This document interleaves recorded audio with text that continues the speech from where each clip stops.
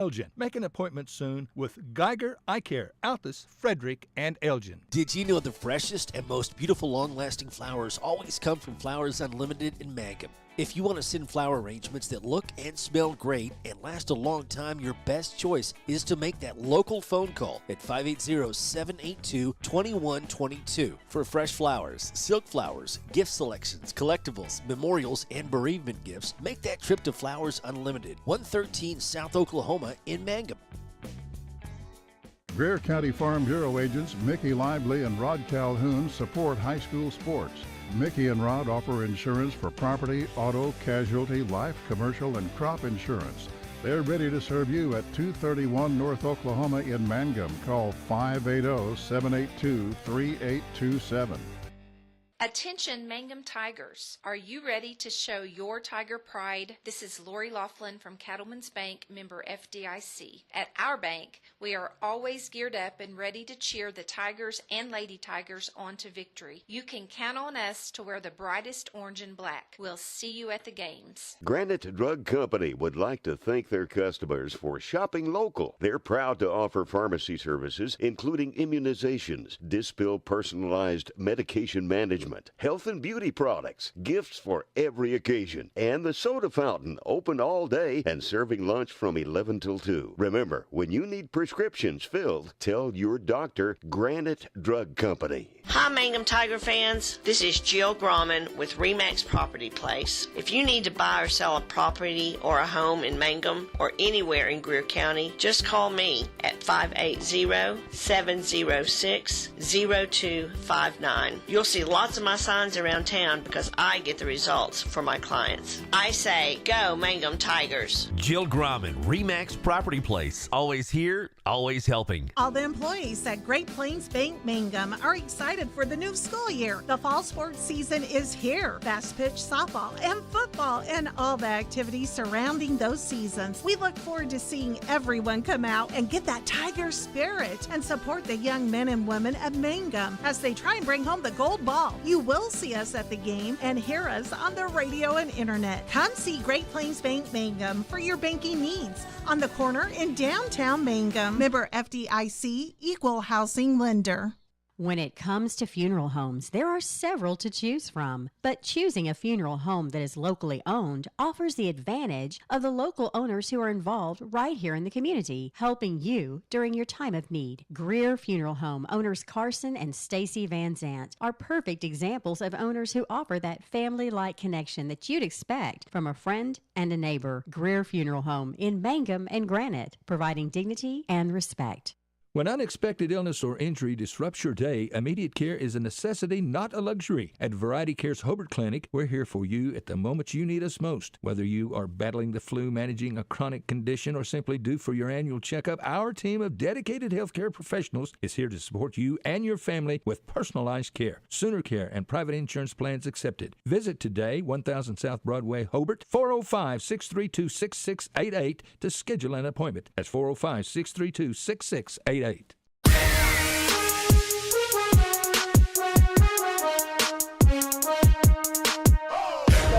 Well, hi again, everyone. Welcome to Classic Hits 97.7, along with the Facebook page, Tiger TV, and, of course, OKSports.tv, as we get set for more sports action here this afternoon, this evening. We've taken off our softball hats and get ready for football tonight as the Apache Warriors have come to town for the district opener for these two teams. And I am joined in the broadcast booth this evening by the lovely, the talented you got it Scott wrong. Augustine. Wrong on them first two parts. And so. not only is he lovely and talented, he also has knowledge about the equipment. And as I was scrambling coming from the ball field to the Liberty Bowl, I was glad that he was here to help me, put things where they belong. So thank you, Scott, for filling in the announcing role, and thank you for filling in the technical role as well. Well, I'm just happy to be here. I'm no Chad Fox, but we'll make her work. Before we get to football, and I know you had a chance to tune in to some of the broadcasts this afternoon, what an effort down the stretch by Jenny Stidham's team. Left for dead, really, in the top of the 7th inning, and I was one of those that was carrying the casket out. And they made it a game in the 7th inning, coming up a run short in the regional championship with Hobart. Man, I'm telling you, it was a game. They played their hearts out, and like you said, right up until that last out, and they had runners in scoring position. I really thought they were going to come back and get it. And it was ironic and appropriate that a senior, Holly Lehman-Webb, led off the top of the 7th inning, got on base. Appropriate that the only other senior on the team, Ren Woodruss, then got a hit, got on base, and kind of led that charge. And they come up a run short, losing 8-7. But boy, what 24 hours of softball were we treated to. That game last night, and I know Mangum lost it to Hobart in 8 innings, 1-0. But that was as fine a softball game as I've been involved in. I totally agree with you. Watching the last 24 hours marathon that you've put on, it has been softball at its finest. And but proud to be a Tiger and proud of them ladies, and good luck to the Hobart ladies as they travel on to maybe a super regional and even get to host it. Yeah, and it'll be interesting to see how that plays out. The top 16 teams, the winners of the 16 regionals, the coaches will get together, the teams will be ranked, and if you're in the top 8, you're going to get a chance to host a super regional. So it'll be interesting to see how that does play out, and of course we'll have coverage along the Fox Radio Network. So let's turn our attention now to football, and tonight the Mangum Tigers entertaining the Warriors of Apache in the district opener for both ball clubs, and Mangum 3-0 in district play, and really scoring by the bushel basketful. Now, last week against Watauga, game closed for a little while, but then it didn't get close. We'll take a timeout and come back and continue our countdown to kickoff. We get set for Mangum and Apache here on Classic Hits 97.7. Mangum Brick Company has been operating since the early 1900s. They're the largest private employer in Greer County. Mangum Brick is proud to support high school athletics radio broadcasts. And if you know of someone looking for work, always check with Mangum Brick, as they may be hiring. Ashley Slayton, family nurse practitioner, and the rest of the friendly faces at the JCMH Family Care Clinic in Mangum treat all ages, children through adults. This means we are all yours for well child exams, annual checkups, as well as those illnesses that can hit us. We also do management of chronic illnesses like asthma, diabetes, and high blood pressure. Same-day appointments are usually available. The JCMH Family Care Clinic is located at 114 South Lewis Tittle in Mangum. Call 782-3393 for appointments. Folks in Mangum know what to do when they need to quench a thirst, curb a hunger attack, or cool down with an ice cream. They just make the Loop at 918 North Lewis Tittle in Mangum. The Loop, supporting the Mangum Tigers and Lady Tigers. Hey, come on by the Mangum Tag Agency at 108 East Pierce in Mangum for all your vehicle tag and registration needs. Driver's license, ID renewals, including CDL or Add Real ID. We now offer initial issuance and out-of-state driver's license and ID transfers. And we issue Pike Pass. For fast, friendly customer service, come see Tom, Cynthia, or Adam. We're here for you. Check us out online at mangumtag.com. For tag renewals and more information, phone 580-782-3004. The Mangum Tag Agency says, Go Tigers. Scott Augustine, Michael Barnes, and a veritable cast of thousands joining you from the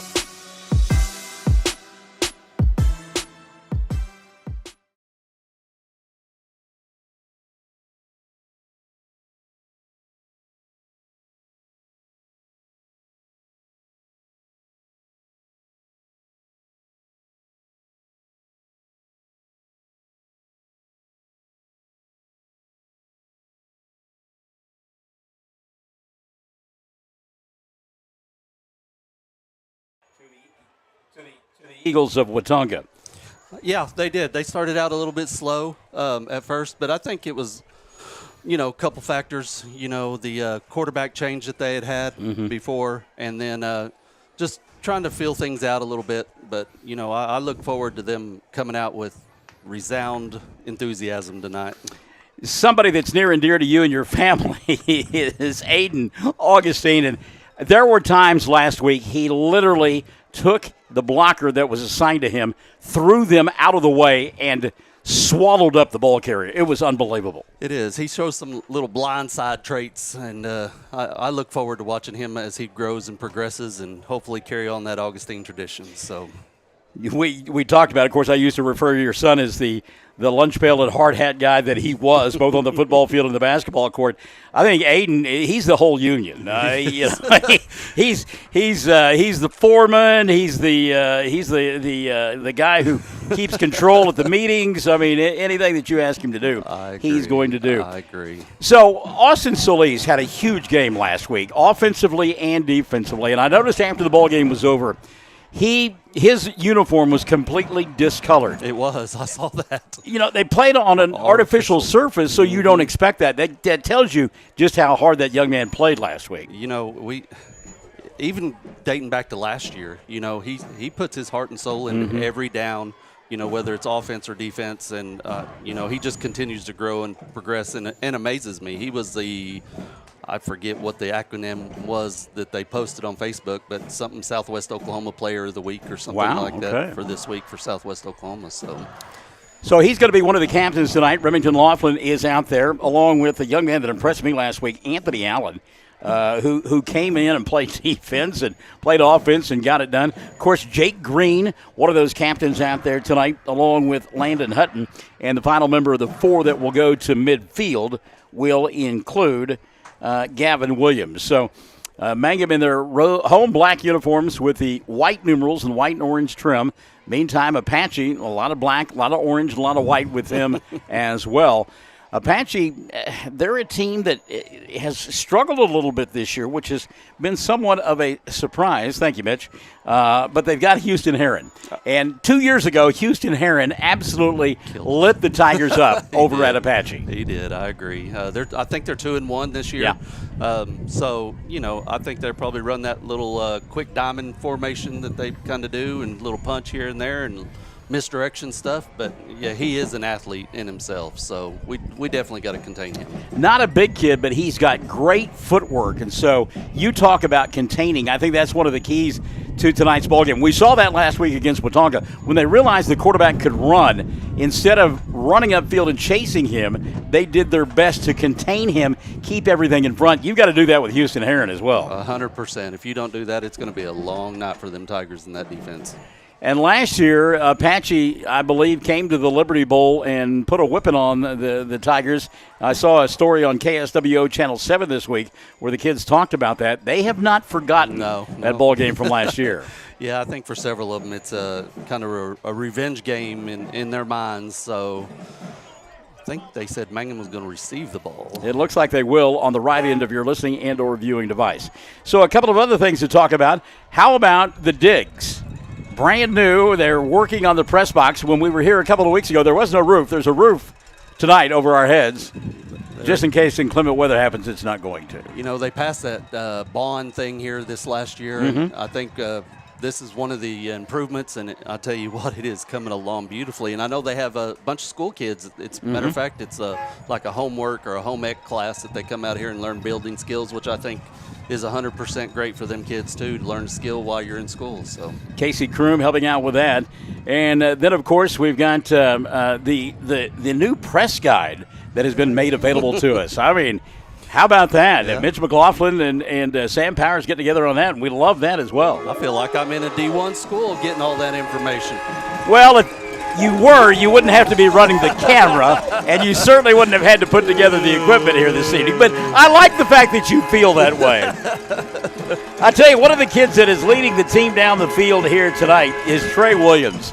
Trey Williams is an absolute specimen. He is. He has carried the ball and caught passes a couple of times in the first three ball games, and he is just absolutely frightening as fast as he is able to run for as big a body kid as he is. Yeah, I don't think I'd want to tell you. No. It's like a Jerome Bennis. Yeah. Boom, boom, bam. Yeah, I mean, he has got rocks in his pockets indeed.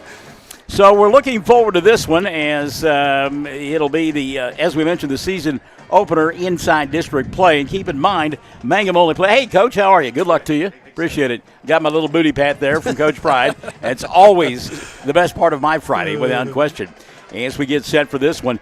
But this is the second home game. Mangum will play at home next week against Southwest Covenant. And then, Scott, over the remainder of the season, just one more game at home before the postseason gets underway. Yep, Chad finally gets his Southwest Covenant game in, and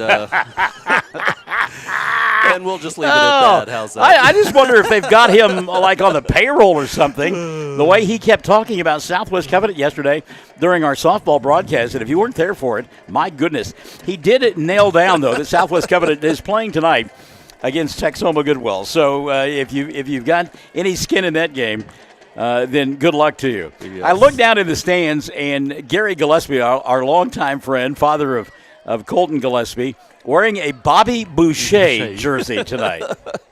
Come and represent. Oh, my goodness. Colton wears number 9, and so when I first saw it, I thought, well, that's cool.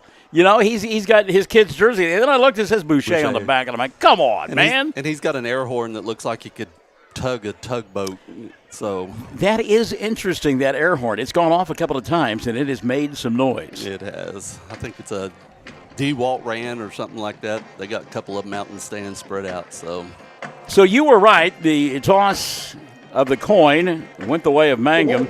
They will receive on the right end of your listening and or viewing device, as Apache will kick the football away, and doing the honors for the Warriors will be Logan Azul.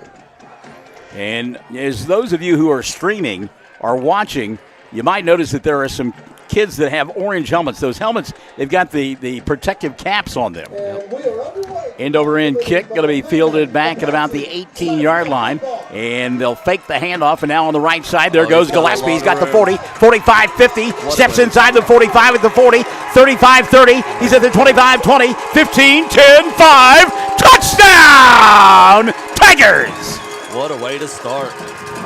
Colton Gillespie, and it's something that we've seen the last couple of weeks on that kickoff that comes short. They set up shop like a revolving door, and 3 guys go by. Gillespie got it that time, got a block on the far sideline, and he was gone. You know, Michael, I think they told me he runs like a 4.2 40. Is that right? He can pick him up and put him down. I don't know where he got that from, because Gary can't run that fast. I know for a fact. Yes, he has got some wheels on a couple of preseason games that they had. They just Remy threw it as hard as he could, and he just caught right up with it. So a great beginning for the Tigers. 14 seconds gone by. Gillespie goes coast to coast, and Hammond in to try the extra point. Snap a little bit low, but it is held. The kick is on its way, and did it crawl over the goal post? It did. It did. So the extra point is good. 11:46 left in the first. Mangum on the board. They lead at 7-0, and we're Classic Hits 97.7. PCLC is a family-owned 5-star daycare center that has been caring for children for over 45 years. The owners of Tiger Cub are proud to serve the Mangum area and support the Mangum Lady Tigers and Tigers on the radio and streaming. Tiger Club Learning Center says, Sovereign Bank is your bank of choice. Sovereign Bank is a proud supporter of the Mangum Tiger Athletics. Supporting our schools and athletic programs is a top priority. Hear us roar, go Tigers. We're cheering you on all season long. Sovereign Bank, empowering our youth with the freedom to dream. Sovereign Bank, member FDIC, equal housing lender. All right. Just like that, Mangum on the board. They lead at 7-0. Here in this opening period of play, we say hello to Lafayette Maddox and Sean Whetstone are watching tonight. David Henry, let's go Tigers, and Augustine Panetta, let's go Tigers. Thanks for joining us tonight along the network. Definitely. I was looking out there at the crowd. Well, we're going to have to build bigger stands, I think. You know, the season opener in week 2 against Hobart, you'd expect that. But here we are, week number 4, and it's just as full at the Liberty Bowl as it was in week 2 with the rival. I agree. A lot of folks across the way from Apache as well. There is.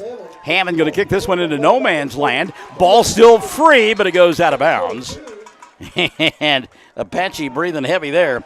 Jason Walker tried to come up with the football. Mangum fans thought that Walker touched that ball before it went out of bounds, and I think, he did. Yeah, I think they waved it off. So they're at the 23-yard line. It'll be 1st and 10 for the Warriors from there. They go from left to right on your radio and or viewing device. Dressed in their road white uniforms, black numerals, and again, the black helmets, and some of them wearing those protective caps that have become extremely popular. You know, quite a few of them are. Yeah. I like that, though. I do too. So anything to cut down on the concussions. Man, I tell you.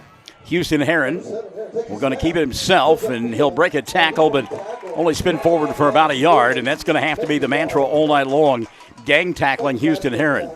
Yes, sir. Looked like the linebacker 32 got that tackle. Yeah, Cooper Curbo has gotten a lot early on.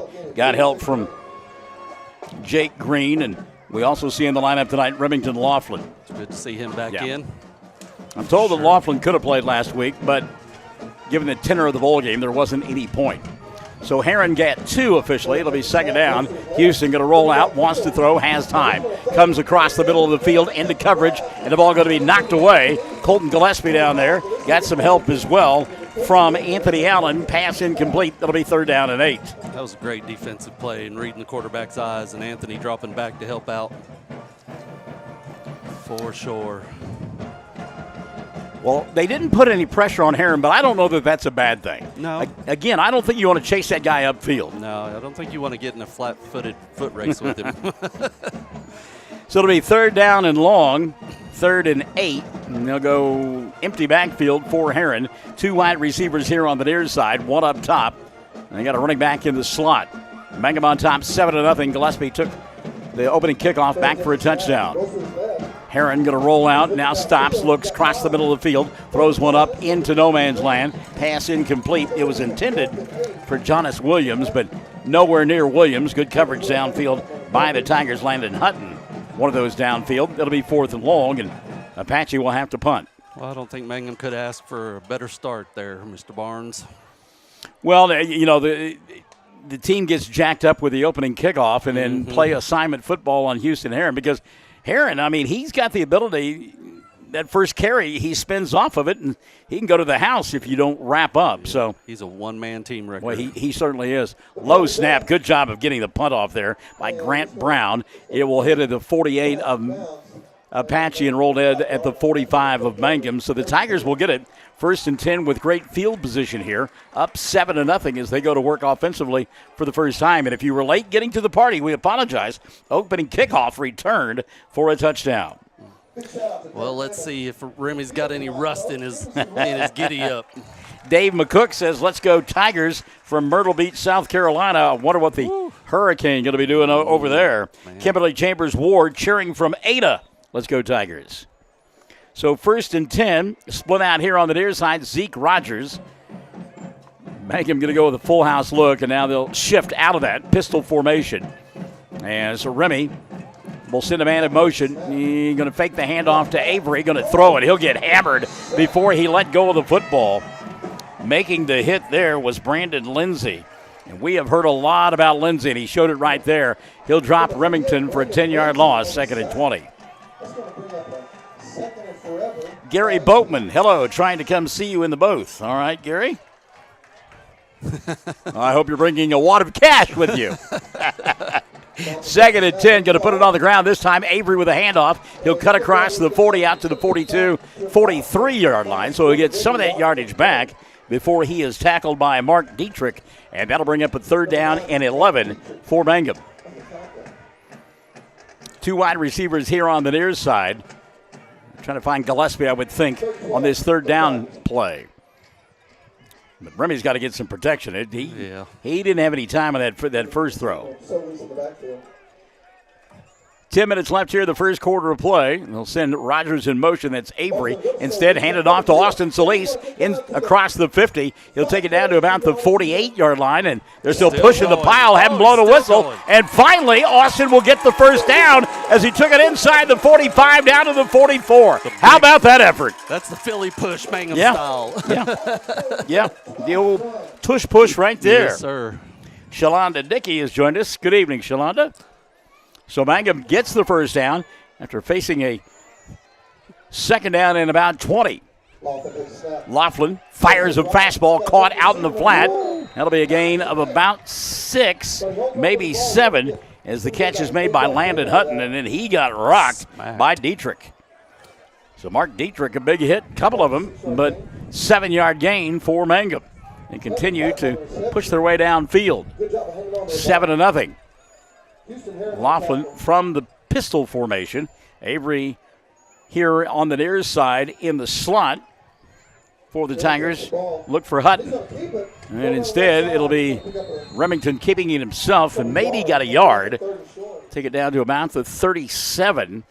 Line to make for first down, the 34. So 3rd down and 3 for Mangum, and 8:50 and leading 7-0. This is 4-down territory. Definitely. And they play pretty fast. You know, that's the thing I've noticed the first few games. They get up there and get with it. Up-tempo indeed. Avery going to go in motion, far side, near side. He may have turned up too soon, but no flag. Remy going to throw. Pass going to be picked off. He threw it right into the hands of the linebacker. Inside the 40, down to the 30. Still on his feet at the 25, 20, 15, and dragged down at about the 11-yard line by Austin Solis. Yep, he didn't even see that linebacker standing there. No. Threw it right into his breadbasket. And so that will turn the football over and give a short field to Apache.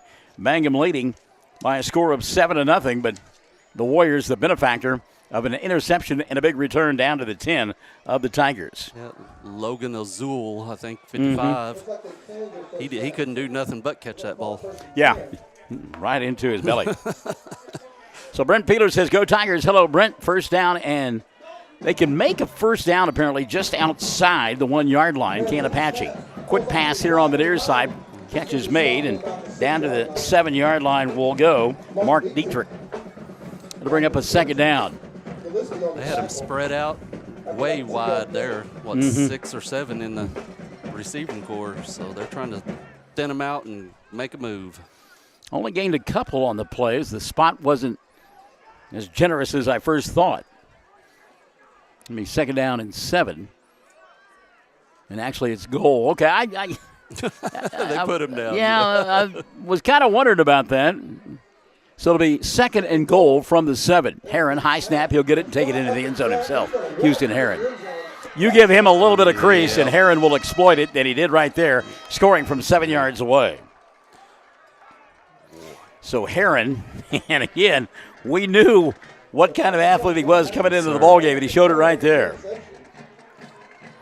Kind of interested to see if, most teams, they just go for 2 points anymore. You don't see a whole lot of just field goals, straight up field goals. But so I'm interested to see each week how the teams take that extra point. Well, Apache will bring Brandon Lindsay out there to try the extra point. Jonas Williams is the holder.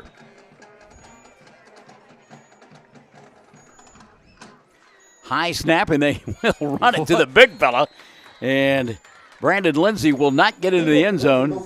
Good job defensively by Mangum. Statue of Liberty play almost, wasn't it? 7-6 our score. 7:36 left in the first. Mangum by a point on Classic Hits 97.7. Triad Home Health in Mangum is locally owned and offers nursing, physical therapy, occupational, wound care, IV therapy, and more. All administered by people who go above and beyond for you. Phone Triad Home Health today at 580-782-5800. That's 782-5800.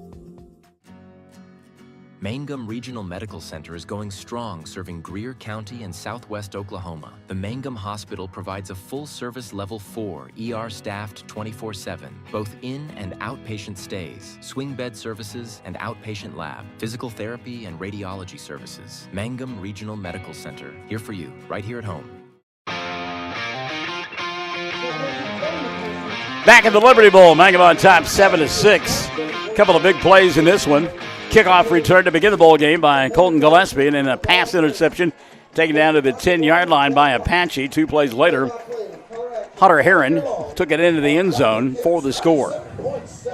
So it's a 7-6 ball game. It's a 2-point conversion, no good. Patricia Stover watching the broadcast. Hello, Patricia. Good to have you alongside. Well, it is amazing, Scott, and I know you follow the weather, that the lack of wind that we have had for the last several days. I mean, I heard you talking about golfing earlier. I tell you, it'd be a great day to do that. Oh, no kidding. So Mangum again going to run the, I don't know any other way to put it, but the revolving door kickoff attempt. They won't return it for a score this time, but do get good field position as the ball wound up in the hands of Anthony Allen. I wonder if that's a set play or if they just hand off to whoever they want. you would think that at some point they would have to make a decision as to who was going to get the ball. I don't know, because the guy who's got the ball, his back is to the defense, so he doesn't know if the defender's fixing to eat his lunch. Which is a special feeling, I'm sure. 1st and 10 for the Tigers. They go to work at their own 30-yard line. Up by a point, 7-6. Laughlin with time, screen pass, gets it to Solis. He's got room, 35-40, still on his feet at the 45, and into Apache territory, tackled from behind at about the 48-yard line. Perfectly timed screen pass and big yardage for Mangum on first down. It's definitely a way to slow down that heavy pass rush. And a good job by Laughlin to hang in there. Last week, Bo Rogers, who came in and played, he needed just an extra tick so many times on plays like that, and he didn't get it. But tonight, Remington Laughlin does. So 1st and 10 from the 47, whistles here, and a timeout going to be taken by Mangum. We'll take one as well. 6:55 left in the first. Tigers on top 7-6 on Classic Hits 97.7. Mangum Golden Age Apartments offer HUD-approved housing for anyone 62 or older or on Social Security or disability. They have 1 bedroom and efficiencies which include all bills paid, including Wi-Fi. Mangum Golden Age Apartments are located at 100 East Lincoln, right on the downtown square in Mangum. For more information, call Katie at 580-782-2452, 580-782-2452. 333 Dental Care in Mangum is the dental practice of Dr. Dustin Lively. His experience, skill, and compassion go together when providing exceptional, up-to-date patient care. Dr. Lively and his team of professionals are proud to help you with the best dental care possible, along with preventive care that will result in a beautiful, long-lasting smile. Call 580-782-2552 or visit the team at 333 Dental Care. They support the Mangum Tigers and Lady Tigers. Out of the timeout, Mangum has it 1st down and 10 at the 47 of Apache, leading 7-6. Laughlin from the pistol, rolling right with time. Looks near side, now flushed, wants to run, has some room, and he'll get belted at about the 45-yard line. A gain of 2, maybe 3 on the play for Laughlin. It'll be 2nd down and 7. Houston Heron with the hit. You know, it's basically still his freshman season, being as he was hurt all last year. So, you know, it definitely does him some good to get some games under his belt and stuff and, you know, maybe live up to some of them expectations. Gain of 2 on the play, 2nd down and 8. And you're right, those expectations are big. Laughlin rolling near side with time, fires in traffic, ball caught. And the catch made by Colton Gillespie. As you can hear, Dad with the air horn below us, or as his fiance calls him, Bobby Boucher. 1st down to the 27. Mangum with the ball, toss sweep, right side Solis with room, got a good block on the edge. And Austin will take it inside the 25 down to about the 23. Give him 4, nearly 5 on the carry. It'll bring up a 2nd down. 2nd down and 5. They gave him the 5. He's got such good vision. Yeah. He really does. Well, he runs downhill. He's one of the, it's a cliche, but he gets behind his pads and runs downhill. Very seldom does he fall backwards. Yep. Laughlin wants to throw again, throws, and a dangerous pass. It was tipped at the last minute by Grant Brown. Avery Rogers still nearly held on to the football. Pass incomplete. That'll bring up a 3rd down and 5. And Remington, Colton was the same way. There is not a pass that they didn't think that they could complete. 100%. Hey, isn't that about 90% of quarterback? No, it is. If you're going to be successful, you gotta believe in yourself. There's no question. Little that moxie, as they call it. High snap, handoff, Solis, good patience, and Austin takes it inside the 15 down to the 14, and he'll pick up a 1st down. That's just amazing. Big fellas up front getting it done. Yep. Kason Frias, and Frias is a junior, and he's just kind of come out of nowhere. Timeout going to be taken by Apache. Tell you what, we'll keep it right here. 5:55 left in the first quarter of play. Mangum on top 7-6, and they are on the march. But I know that we talked about Aiden in the pregame show, but those guys up front are special to you, and they really have worn people out in the first 3 ball games? You know, I tell you, that I think it's with any football, whether it's high school, college, or pro. You know, the bigs don't get – I mean, quarterbacks don't get the throws and running backs don't get the runs without the bigs starting first, you know. And the thing, I talked about it last week on the air, is that these are physical kids. They are. I mean, it's one thing to be big and just kind of get in the way. It's another thing to absolutely wear your opponent out. And we have seen that in the first 3 weeks, that as the game has gone on, the guys across the line of scrimmage have simply been worn out by the pounding that they have taken, both from the offensive and defensive lines for Mangum. I agree. I mean, they're strong and athletic, you know, and anytime you can, like we were talking about, move somebody down the off the line of scrimmage, you know, 5, 6, 7 yards, you know, at your will, whichever way you want, you're doing something. Debbie Smith Pride says hello this evening. Thanks for joining us here at the Liberty Bowl tonight. Scott Augustine in the broadcast booth. We'll talk about it later, but Scott, a few weeks ago, big event in your family. It was. I gained a son. How's that? Well, that's very noble of you to say that. Dads have a hard time swallowing that sometimes. It was a different day for me. I bet, and I'm sure it was. I know how close you have been to your daughter over the years. And But it was movement by Apache and 5 free yards going to come the way of Mangum, I believe. I don't think that. Apparently one of the linemen picked up a hand. Oh, yeah. Well, he's going the wrong way. Well, and the white hat is telling him that. Oh, my goodness. Hey, we'll take it. Well, no, maybe we won't. Didn't last. Just tricking you. So the 5-yard mark-off going to go against Mangum, take it back to the 19-yard line. You know, we're really good about getting 2 or 3 of those a game, though, you know. I think last week Bo had, 3 or 4 at least. I believe he had 4 where his cadence drew them into the neutral zone. Yep. 1st and 15, Remy throws, and it may have been tipped at the line of scrimmage. Pass was behind the intended receiver, and was that Alejandro Rivera? I think so. So incomplete. 2nd down, 15 for Mangum. 5:52 left in quarter number 1. Tigers on top, 7-6. Colton Gillespie took the opening kickoff for a touchdown. Anthony Allen, right side, got to get a big block. Takes it inside the 15 down to about the 13. And then he'll get turned back. But Anthony Allen, the benefactor of a huge hole on that right side. And Mangum's still behind the chains a bit, but it's 3rd down and 8, certainly manageable here because you're in 4-down territory. Definitely. Anytime Coach Powers gets inside that 50, you can pretty much gather you got 4 and not 3. 3rd down and 8. They're inside the red zone. Laughlin wants to throw, looks at Solis. Austin in the corner, and does he hold on? No, incomplete. I'll tell you what, Solis climbed the ladder, tried to make the catch on the wheel route, and couldn't get it done. Give credit to Apache, Jacob Harvey on the defensive end, breaking that one up, so it'll be 4th down. 4th and 8, and you try a field goal, doesn't look like they're going to. I bet you we try to get a free 5 here. What do you think? Yeah, not a bad spot for it. Ball at the 13-yard line, so a field goal will be about 30 yards.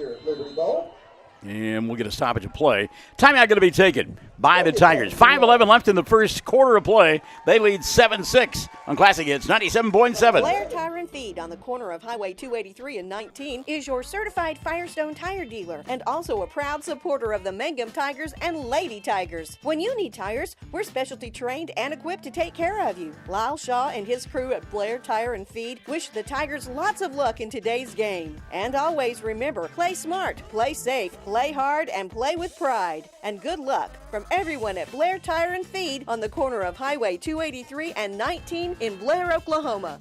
Have you visited Western Traditions in Mangum yet? I'm waiting for a sale. Well, I'm here to tell you the wait is over because there's a secret sale going on right now. Western Traditions is quickly becoming known for high-end, unique Western furniture. And now during the secret sale, just mention radio and get 20% off in-stock furniture. 20% off? Wow, that's a big deal on unique, one-of-a-kind furniture. Remember, you've got to ask for the discount to get it. Mention radio and get 20% off all in-stock furniture at Western Traditions, downtown Mangum. Cindy Spears checking in. She tells me that Frias is a senior. Let me relook at my program. Maybe I looked at it wrong. As we've got a 4th down play. Pass into the end zone going to be tipped away. It was intended for Landon Hutton. And again, good job by the Apache secondary, specifically Grant Brown, to tip that one away. And so Mangum will give it up on downs, and there's a player on the turf across the way at about the 22-yard line, slow to get up. That may have been Remington Laughlin. Yeah, my program says that Kaysen is a junior, so to check our sources on that. Cindy, thanks for checking in, kid. We appreciate it. So the Tigers, who've had a couple of pretty good drives but no points to show for it, an interception on one play, and they turn it over on downs on another drive. Apache will get it 1st and 10. Trying to get the scoreboard. I forgot all about the scoreboard. Chad Fox says, man, if you're going to do my job, you better do it. Ashton Pride has joined us. I'm surprised that we haven't been chastised by some of our viewers. Well, I was kind of the scoreboard wasn't up there. But we're think we're good now. So, well, there is no way that I can keep a scoreboard, and no, I mean I'm just out. So, if you can't, we'll find somebody in the stands to do it for us. Apache will get it for the 2nd time tonight, actually 3rd time tonight. 5:04 left in quarter number 1, and we got a flag and illegal procedure going to be called against the Warriors. I don't know if you watched that NFL game last night, but boy, I tell you what, the penalties were absolutely off the charts. You know, when the broadcasters start really hounding on it like that, you know it's bad. Yeah. I mean, yes, there was. The refs wanted to make their money on Prime last night. Well, they certainly did. Hal Michaels and Kirk Herbstreit with the call. Yep. So 1st and 15 after the 5-yard mark-off against the Warriors. They work on the left end of your listening and or viewing device, down 7-6. Their score came on a short drive of about 10 yards. Houston Heron wants to keep it up the middle, and Curbo hit him at about the 10-yard line. They'll give Heron the 11, but a nice job again by Cooper Curbo. And again, the program has him listed as a freshman. This is a kid that's got a high football IQ. He does. He's a good kid, too. I mean, I know him personally and have since he's been a little one. So, good kid. And, you know, not a real big kid right now, but he got some potential to grow into that body. He does. He's growing outwards and upwards. And so, actually, a gain of 4 on the play, a little bit more than I had anticipated. That'll bring up a 2nd down and 11 for Heron and company as they work just outside the 10. Houston, quarterback keeper, and he'll get back to the line of scrimmage maybe, and that's it. And again, good assignment football by Mangum, staying at home. Curbo coming out of the pack again, helping out in the tackle. Also in there for the Tigers was Clayton Caskey. It'll bring up a 3rd down and 11. So assignment football, we saw last week against Watauga. We're going to have the same thing here tonight against the Warriors, who won their first 2 ball games and then lost last week to Merritt. And that kind of raised some eyebrows a little bit. Yeah, I was kind of surprised to see that score also. 3:45 left here in the first quarter of play. No play clocks here, so Heron is going to have to find that back judge. And he's just about ready to start counting. Houston snaps it, rolls, wants to throw, gets hit as he does, and the pass is caught at the 40-yard line. Nice catch with a hand in his face, turned in by Jonas Williams. That was a great catch by that young man. No, but this one may be coming back as we've got a penalty flag here at the 10-yard line. White hat. And that's the side judge on the near side who threw the penalty flag, ineligible receiver downfield, so it will come back. So a nice play over the top by Houston Heron is negated. And instead of 1st down out of the shadow of your own goalpost, it'll be 3rd down and leaning against your own goalpost. Yeah, I think I would have option 1, please, Michael. It is a beautiful evening. It is gorgeous. I had the door closed because the sun was shining in brightly, but now that it's set, it is a little breeze coming through here, and it just doesn't get a whole lot better than this. I'm telling you. So ineligible receiver downfield, and it'll move the sticks back. I keep thinking that I'm going to put down some cool weather grass in my new living quarters, but then I keep seeing the forecast of daytime highs in the 90s. And exactly. No rain. No rain. Nothing. And I'm talking even through mid-October. They're projecting 80s, but high 80s. Mm-hmm. Yeah, I'm about done with the heat for this year. 3rd and long for Houston Heron and company. He'll go by himself, and we'll get whistles and another penalty flag. What were we saying about the prime game last night, Scott? Hope we didn't jinx it. Golly. Illegal procedure against the Warriors, and they'll move it back a little bit more. I don't think that Apache coach is real happy with that call. Kenan White in his first year at Apache, as he is replacing a coach that went to Ringling, who went to Ringling to replace his dad, who got fired and lost his teaching license. Yeah. Scott and his reply tells you all that you need to know. Shelly Jenkins Mullins is watching. Courtney Parker wants to know if you can zoom in a little bit, Scott. Houston Heron going to keep it himself and get a couple of yards out to near the 5-yard line. But it'll be 4th and forever. The line to make for a first down for the Warriors is the 23. Line of scrimmage going to be the 3. So Apache will have to kick from their own end zone, trailing 7-6. The 2:37 and running here in his first period of play. Colton Gillespie setting up shop at about his own 40, or actually the Apache 45-yard line in anticipation of the punt. Should come out with some pretty decent field position here. Low snap, bobbled, kick is away. Boy, I don't know how he got that off, and actually got a pretty good kick out of it, as it will roll across the 40 out to about the 43-yard line. And give credit to Grant Brown. I don't know how he got that punt away. He ended up on the ground, too. I was looking for some laundry, and I didn't see none. Well, I believe that once you bobble that ball or start to run, then contact's good. Mm-hmm. Okay.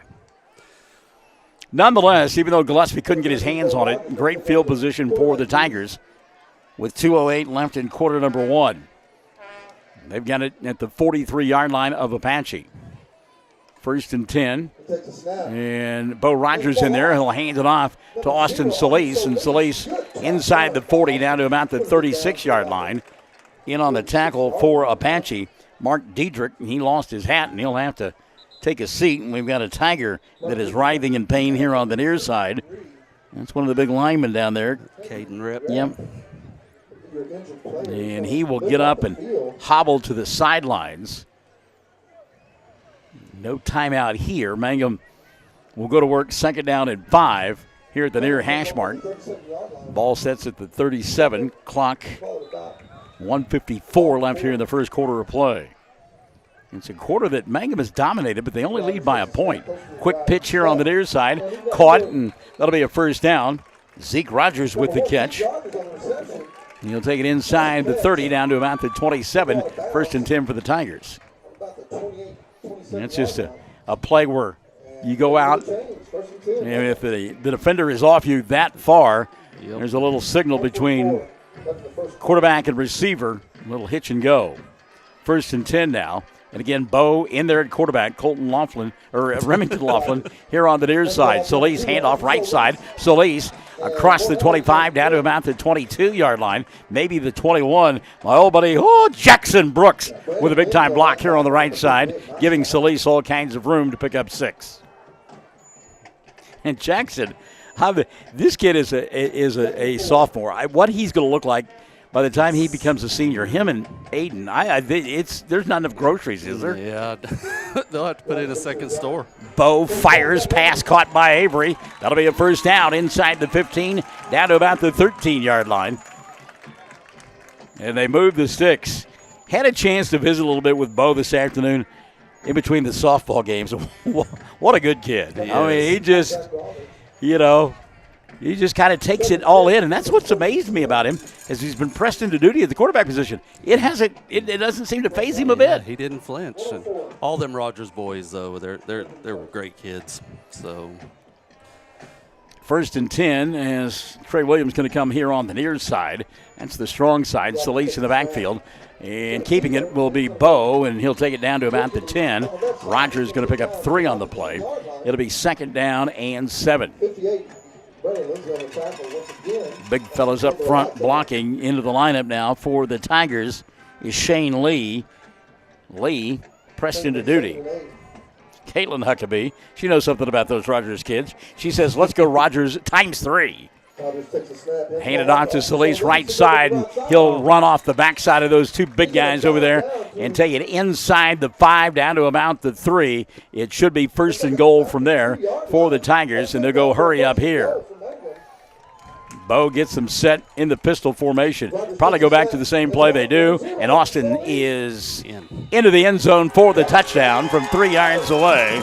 And with 10 seconds left in quarter number 1, Mangum has extended the lead 13-6 with the extra point on the way.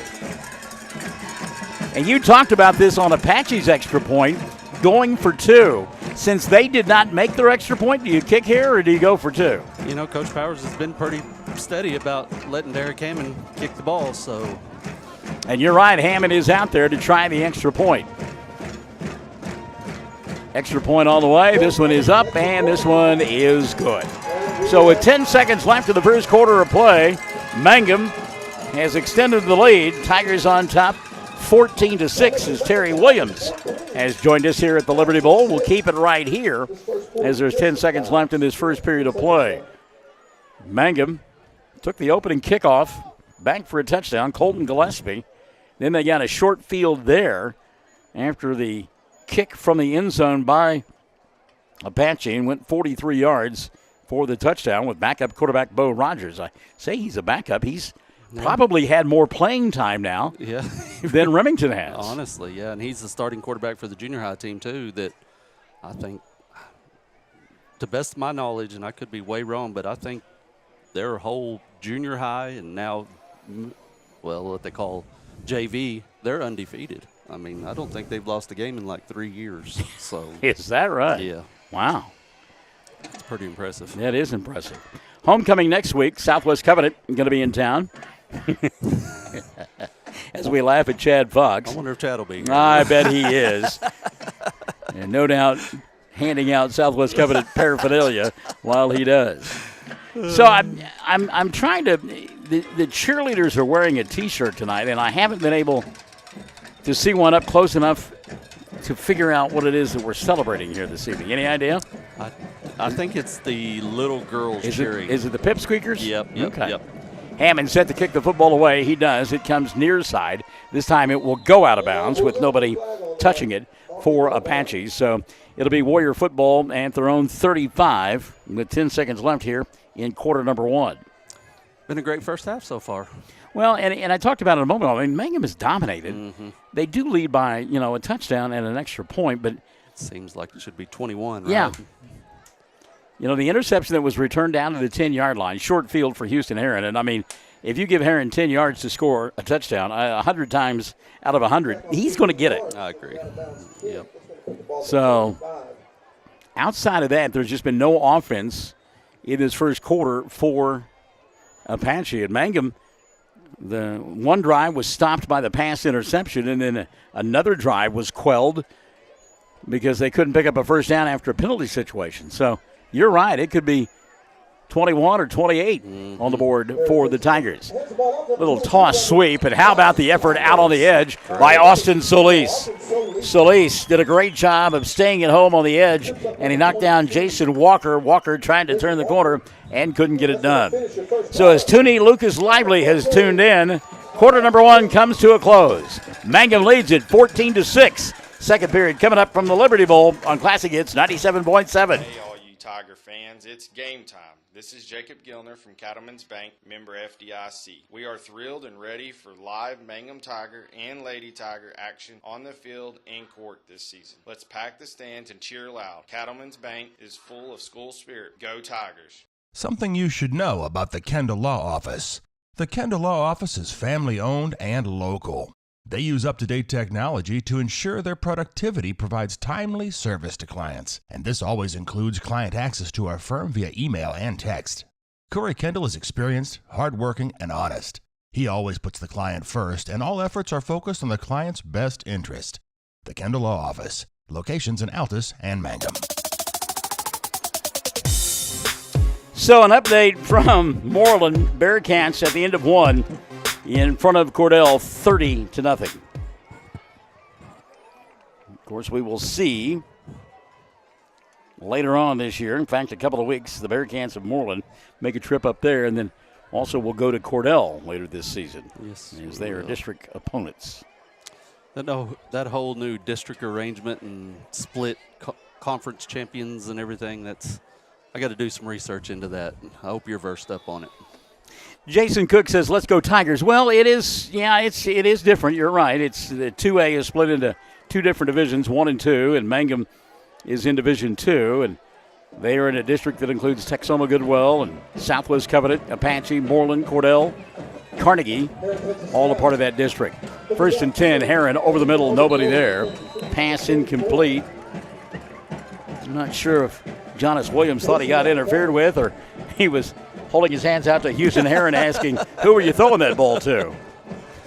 2nd down and 10. Well, there was a statement or a question, huh? And, I mean, Heron didn't have any pressure on him either. He had time to throw the football. May have been a route that one guy thought it was going to be run one way, and the other guy thought, no, it was supposed to go the other way. Zigged instead of zagged. Exactly. 2nd down and 10. Ball at the 33. Apache trailing 14-6. Houston Heron in the backfield by himself. Dynamic little quarterback. Weaves his way through traffic. Took a big hit at the 35, but was able to move forward out to about the 37-yard line. Boy, he got hat on hat that time. He did. As he got walloped by Clayton Caskey. But picked up a couple. That'll bring up a 4th down and 9. No, 3rd down and 9. Okay. Scoreboard had 4th. The down marker across the way said 4th, but I thought it was only 3rd. So it'll be 3rd down and 9 for Heron and company. Or will it? Because it looks like Apache's setting up in the punt formation, so it is 4th down. All right. It's kind of like a game show. It's been that kind of day. Yeah. I've been for you. I've, Yes, I've been on the air since noon, so I've come to expect everything. Punt is on its way. It will hit at the 45. And did that hit Caskey? Oh my goodness! Boy, Colton Gillespie having a conversation with his young teammate, say, "Hey, that ball bouncing around. Get the heck away from it!" It did not hit Clayton, so it'll be 1st and 10 for Mangum. They'll have it at their own 43-yard line with 10:57 left in the first half of play. So, Mangum looking for the victory, and it's one of those things, Scott, where at this point you also look at points, and the most that they can obtain are 15, in case there's a tiebreaker somewhere down the line. So this is a most unusual formation, as Jake Green was in the backfield along with Williams. Now they split off Wildcat. Avery, and they go Wildcat, and the throw by Solis. Caught out on the wing, Anthony Allen. Allen across the 50, still on his feet, inside Apache territory, down to about the 44-yard line. And I'll tell you what, Austin Solis is going to take exception with me. That's the 3rd time he's thrown the football this year, and he's completed all 3. Yeah, he's quarterback material, isn't he? No. I said when he completed that first pass against Wilson, nobody would confuse him with a quarterback, and he's proved me wrong 2 different times. Yeah, his form is he's staying back there again, though. Yeah, going to go Wildcat. Avery going to go motion near side, far side. Solis inside the 45, 40, still on his feet, down to the 35-yard line. And he'll pick up a 1st down at the 34. Austin Solis. And again, when you've got those big uns up front and you got a kid who runs down the hill like Austin Solis, why not go Wildcat? Exactly. Elisa Chandler, hello, my friend. Over there at Sentinel. I honked last week as I went through town. I don't think anybody was up there at Bulldog Land. It didn't look like it. First and 10. Man in motion near side. That's Avery. Another direct snap to Austin. He's got the 30. 25 still on his feet at the 20. Bangs into a couple of tacklers and will take it down to the 17-yard line. Austin Solis, a runaway freight train on this drive for the Tigers. Now we got Bo back in there. Tabitha Adami has checked in. Tabitha, we told you in court the other day, congratulations, but make it official here on the broadcast. Congratulations on your nuptials. First and 10. Inside the 20. Mangum with a football. Bo going to hand it off. And Solis breaks a tackle, still on his feet. He's rumbling, bumbling, stumbling, being pushed into the end zone. Did he score? He did! Touchdown! How about that? Wow! Austin Solis pushing and pulling and dragging and getting shoved into the end zone. That is just man on man. We're bigger, we're badder, we're going to go into the end zone. We're going to take it. That is amazing. Second time tonight we've seen that. And I mean, not for a couple of yards. No, yeah. We're talking 7-8 yards, just absolutely mauling the opposition and shoving them down the field. Extra point attempt on the way. Hammond's kick is up, and it is good. So with 9:45 left in the first half of play, Mangum 21, Apache 6. You and I back to the Liberty Bowl after this on Classic Hits 97.7. When you need auto repairs, save money and get it done right at Dwayne's Auto in Mangum. Dwayne's fixes flats, does brake jobs, turns rotors, alignments, that all-important air conditioning work, and general auto repair. If your car or truck isn't right, just head to Dwayne's Auto at 1205 North Lewis Tittle in Mangum. Call 782-5151. That's 782-5151. Mangum Tiger Proud.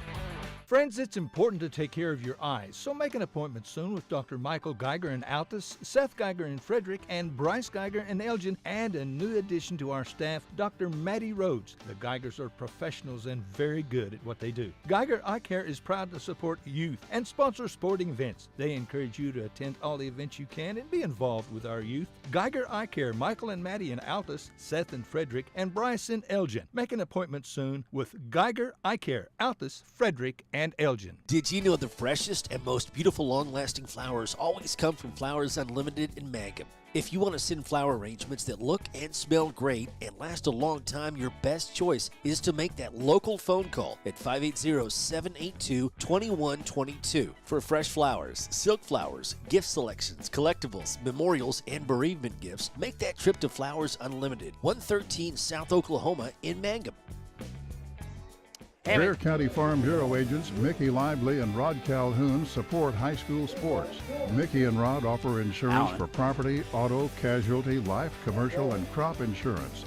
They're ready to serve you at 231 North Oklahoma in Mangum. Call 580-782-3827. Hammond's kick returned out to the 39-yard line.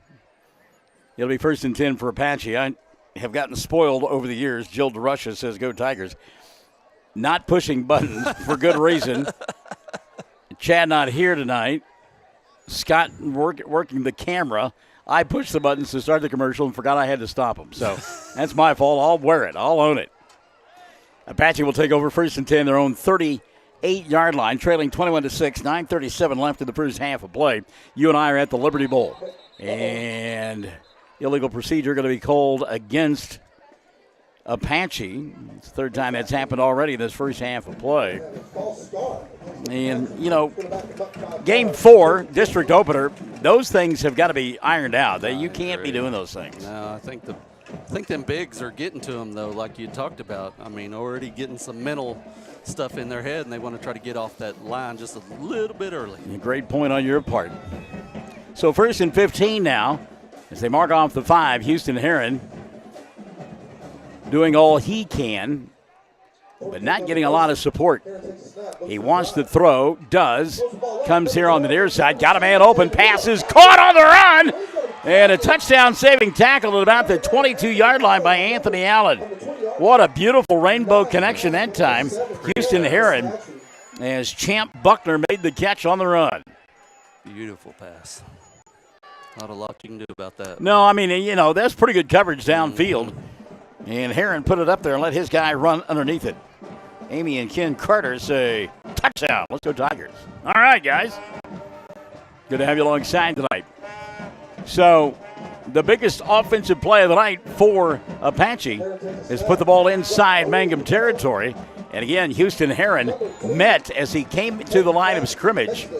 In on the stop originally was Clayton Caskey, and then there was a host of white hats in there to help out. It'll be 2nd down and 10.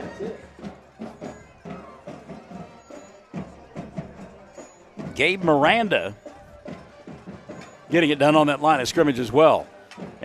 What is happening is the big uns up front are getting a stalemate with the offensive line from Apache, and that's allowing the linebackers and secondary to fly up and make those tackles. Yep. So 2nd down and 10, clock running, 8:30 left in the half.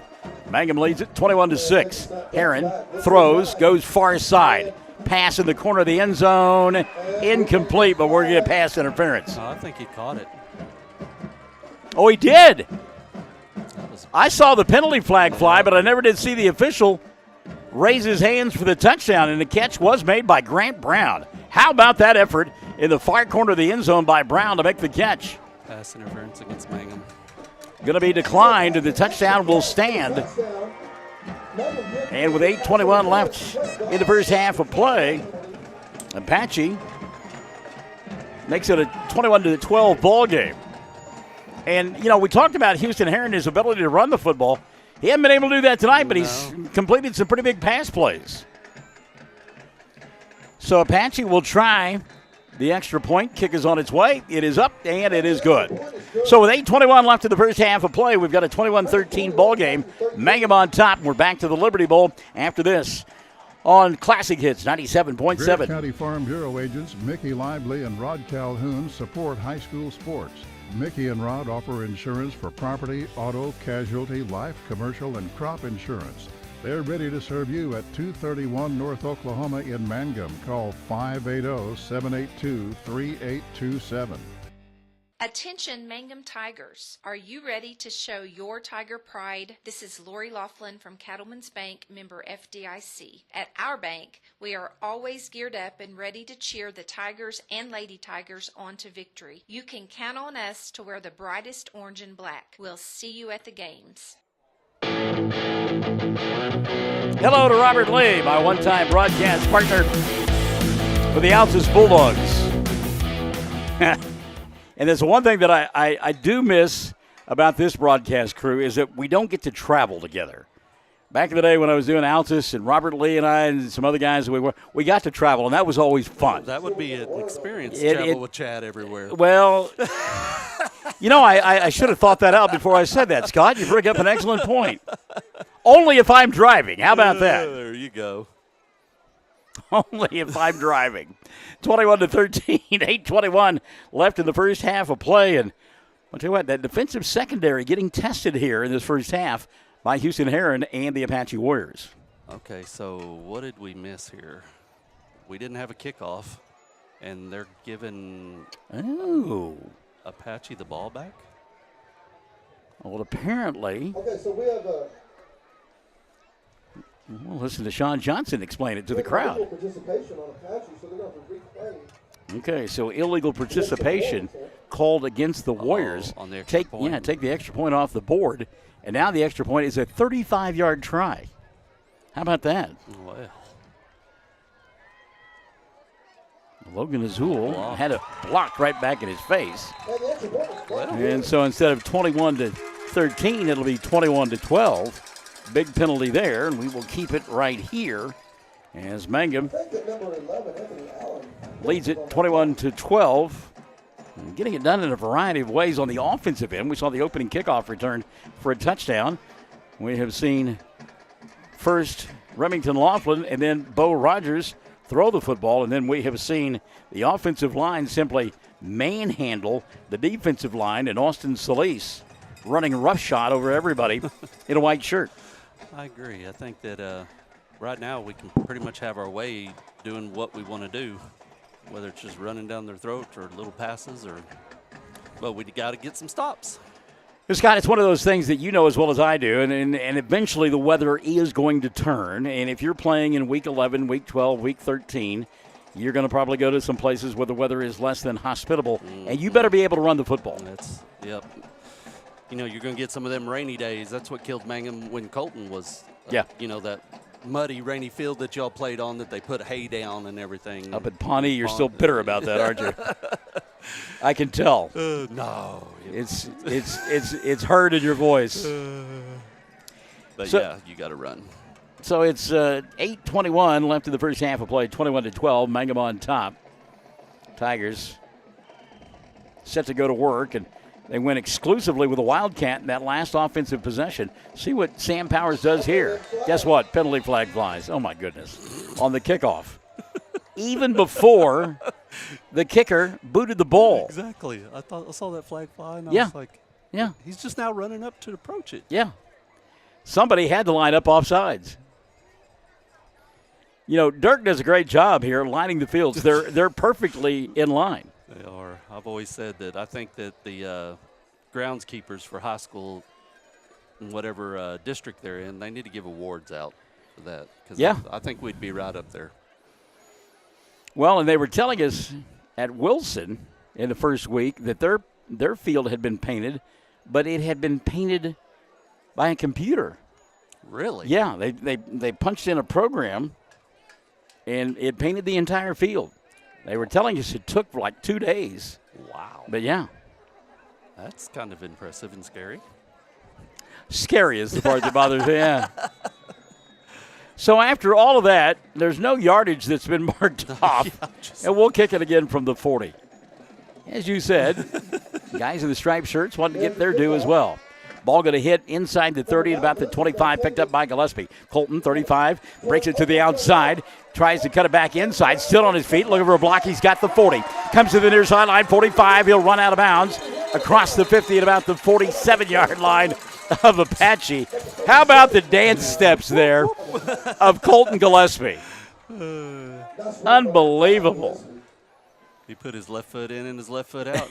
Shook it all about. And there were people tackling air on that play. That is unbelievable. Bobby Boucher, I don't think so. More like Fred Astaire, Exactly. Gene Kelly, John Travolta. Even Emmett Smith on Dancing with Stars. Yeah, First and 10. Looks like Remy's back in there. Nope, going to be Bo instead. Bo, ball fake, now fires, pass caught by Zeke. He'll get it inside the 40 and finally run out of bounds at about the 37-yard line, close to a first down. Bo to Zeke. We'll give him 9, 2nd and 1. I think we're going to hear that a lot in the coming years. Oh, yeah. Rogers to Rogers. Yeah, no doubt about it. What I liked was the patience that Bo showed. He did. That was like his third or fourth option. Yeah. He went through his progressions. And he's a freshman. You'd never know. 2nd down and 1. Pistol formation. Going to hand it off to Solis. No. Bo going to keep it himself. Throw out in the flat. And they had Williams out there. And I would have loved to have seen Trey catch that football. I bet you he wanted to, too. Oh, you know he did. He got some air trying to get it. Jared McGuire was out there, and McGuire would have had the unenviable task of trying to slow down the freight train that wears number 44. He's shaking his head coming off the field like, man, I had it. So 3rd down and 1, empty backfield now for Bo. He'll send Gillespie in motion, hand it off to Colton. He's got the first down and more at the 40. 35, comes near side 30, 25, breaks the tackle, and going to be hog-tied down at about the 22-yard line. Making the tackle in space there was Mark Dietrich. And you might have heard Sean Johnson, the PA man here at the Liberty Bowl, lamenting the fact that, as he said, and we have another flag. It sets at the 26. White hat comes to the near side. Dead ball, personal foul against Mangum. Dead ball, personal foul against Apache. They will offset. The play will stand. And it'll be first down for Mangum. Alyssa Dreyer is watching. Hello, Alyssa. Robert Lee, I'm telling you, man, you've got to take up the game of golf. We would have fun out on the course. I don't know that Robert has the patience, though. I really don't. I known him forever. That may be an ask. Be Caddyshack. Oh, yes, sir. 1st and 10. Rogers rolling, fires across his body in the pass at the feet of the slot receiver, Max Richardson, incomplete. 2nd down and 10. They had Richardson coming inside on the little bubble screen. They had some room there, Yeah, they did. They set it up quite well. So it'll bring up a 2nd down and 10. Solis back there in the pistol formation.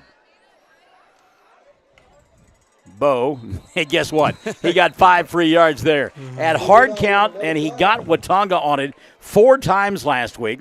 Gets one here into the neutral zone. Will come Apache. So it's going to be 2nd down and 5. How about that? Yes, sir. So 2nd down and 5. And probably whatever play Mangum was going to run, they'll keep it here as they'll go pistol once again. Throw, pass, caught. There's the big fella. Boom, running over people. Boom, still on his feet and into the end zone. Trey Williams with the catch and the score. And he simply obliterated 2 would-be tacklers.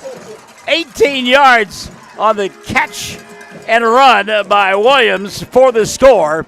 And Mangum answers the touchdown of Apache. That'll make it 27-12 with the extra point on the way. Oh, my goodness. That is just fun stuff if you're number 44. It's frightening if you're in white.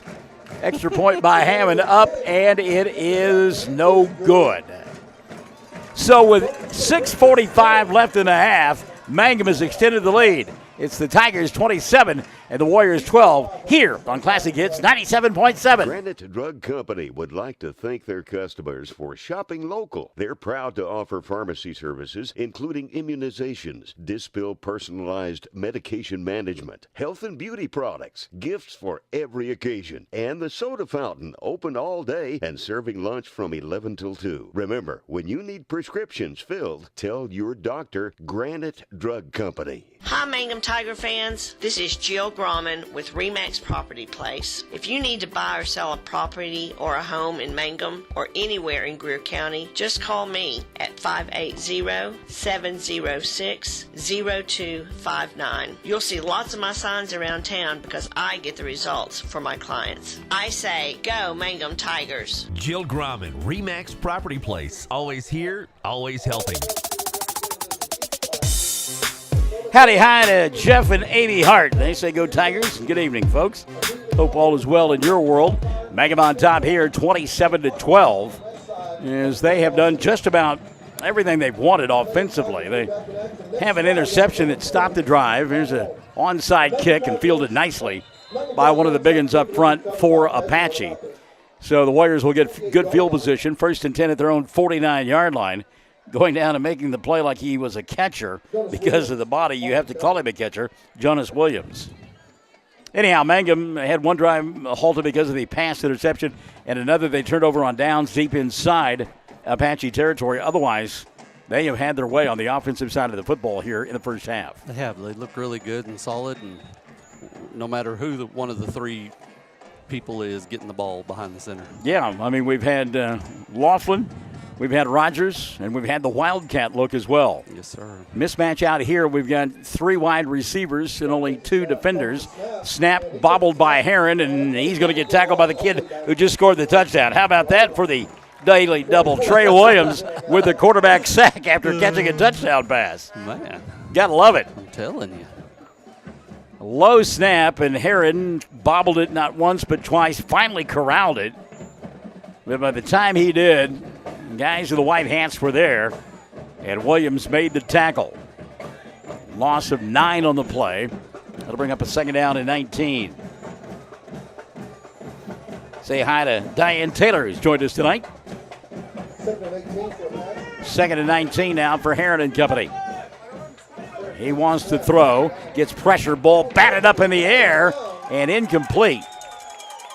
Now the official was going to throw a flag there. And then, then he put the flag back in his pocket because the ball was tipped. Well, there was some contact that occurred, but that ball got swatted at the line of scrimmage. I think that may have been Jake Green who got a piece of it, batted it into the air, and if one of the Tigers could have found it, that's a catch and a touchdown run. I agree. Meantime, Heron just absolutely got clobbered as he let go of the football. So it'll bring up a 3rd down and 19.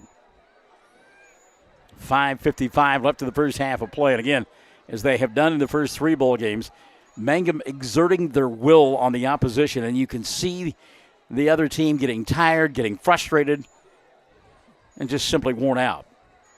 So 3rd down and long for Heron and company. He has thrown the ability to throw the football deep and pick up big plays. Did in that last drive, had 2 chunk plays. Sends a man in motion here. Heron wants to throw. Gets pressure from Avery. Steps out of it and then gets hammered as he throws the football. Pass is incomplete. Great coverage by Mangum.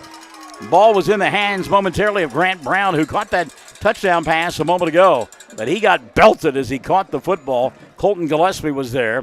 And the pass is incomplete. It'll be 4th down. Boy, I tell you what, and when he let go of the football, Heron really got rocked. He did. He's feeling it, too. Yeah. I can see him down there. No, Robert, Top Golf does not count. It does not count as real golf. You people are killing me. My son earlier today decided that he was too tired after his long week to play 18 with me on Sunday. I'm like, really? Too tired for golf? Yeah, no, it doesn't happen. Ball punted away, looking up into the nighttime air. Gillespie makes the catch. He's got the 35-40, comes near side 45-50. A little stop, a little scoot inside the 40. Still on his feet, drags folks down to the 33-yard line. Penalties flags will fly. Add 15 onto that with a face mask at the end of the play. Now we could see that yellow coming. The white hat. He was on the hash mark on the far side. He launched that one. I think he had to get UPS to deliver that. Lisa Wilson says, go Tigers, and they are. Great return by Gillespie. He is so dangerous in the open field. Got a touchdown on the night as he returned the opening kickoff. He's got 2 big punt returns on the evening. And one of them occurred just now. He got tackled at the 35 by his face mask, so they mark on 15. And we'll take it all the way down to the 20-yard line. So I see your wife look up here as she goes to the concession stand. Yes. And I asked this question seriously. Is she impressed with the work that you do? I think she's more impressed with you and No. me getting to learn. No. That look kind of said, like, I'm proud of my hubby. Yeah. No, she was getting my cheeseburger ready for halftime. My goodness. Well, she's a good woman. She is. 1st and 10 from the pistol. They'll hand the football off. No, keeping it is Bo, and he will get Avery in the end zone for the score. What a great fake. I thought, and most of the Apache players thought, the ball was in the belly of Solis. He pulled it out and fired a strike to Avery for the score from 19. That was a great fake. It had me going. I was looking for the running back myself. And I mean, Bo put some gas on that one. Avery wide open in the middle of the field. I think they call that a skinny post. And the 19-yard touchdown will make the score Mangum 34, 12 on the board for Apache. The extra point is up, and this one is good. Now it is 34-12. 5:27 left in the first half of play. Mangum, well, they put 35. Mangum leads it. We know that on Classic Hits 97.7. The employees at Great Plains Bank Mangum are excited for the new school year. The fall sports season is here. Fast pitch softball and football and all the activities surrounding those seasons. We look forward to seeing everyone come out and get that Tiger spirit and support the young men and women at Mangum as they try and bring home the gold ball. You will see us at the game and hear us on the radio and internet. Come see Great Plains Bank Mangum for your banking needs on the corner in downtown Mangum. Member FDIC, Equal Housing Lender. When it comes to funeral homes, there are several to choose from. But choosing a funeral home that is locally owned offers the advantage of the local owners who are involved right here in the community, helping you during your time of need. Greer Funeral Home owners Carson and Stacy Van Zant are perfect examples of owners who offer that family-like connection that you'd expect from a friend and a neighbor. Greer Funeral Home in Mangum and Granite, providing dignity and respect. Hammond with a kickoff, end over end, near side, bobbled, it's free, picked up at the 35 and tackled at the 34-yard line. Will be the back, and that time it was Jared McGuire. Martha Zachary checking in, says go Tigers. Karina Norris Veers says go Tigers as well. Still trying to figure out the scoreboard. It says 35-12. We thought one of the extra points was no good, and there have not been 2-point conversions by Mangum, so No, I'm not sure. we can check on that at halftime. 5:22 left in the half. Scoreboard does have it 35-12. You and I have it 34. But then again, we're just paid to be broadcasters, not bean counters. So now Mangum can really start teeing off on Heron, although we have to keep him in front. 1st and 10. He slides down the line looking for room. He'll turn across the 40, spins out to the 42-yard line, and they'll give him the 43, a yard short of a first down. But you see the explosiveness there of Houston Heron, bottled up, and suddenly he zips for 9. Yep, had a shoestring saving tackle, too. He'd almost gone. Yeah, he was to the house otherwise. Yep. So a gain of 9, 2nd down and 1. You talked about the great crowd here tonight, and they certainly are, filling the rafters at the Liberty Bowl. And again, Apache traveled quite well. You look across the way, they got those stands over there filled, and lots of folks with lawn chairs up on top of the hill. Yep. I think Apache Mangum's kind of like the Apache Hobart, or a Mangum Hobart deal. Pretty good rivalry, isn't it? Yeah, yep. Has been for a while. 2nd down and 1. Heron in the backfield by himself. Now he'll send a man in motion. Fakes the toss, goes across the middle, pass is caught, and then taken away! Oh, what a great play, and guess who? It's Colton Gillespie. Gillespie arrived at the same time the football did to Jonas Williams, and Gillespie took it right out of his hands for the interception, and it'll be 1st and 10 for Mangum at the 49-yard line. Throw, catch, and pick off all in the same play. By the way, Colton will be selling popcorn at halftime because he does everything. My goodness. Oh, my goodness. What a play by Gillespie. Give some credit to Williams because he took a thunderous hit from Gillespie but didn't hold on to the football. So Mangum has it 1st and 10 at their own 49-yard line.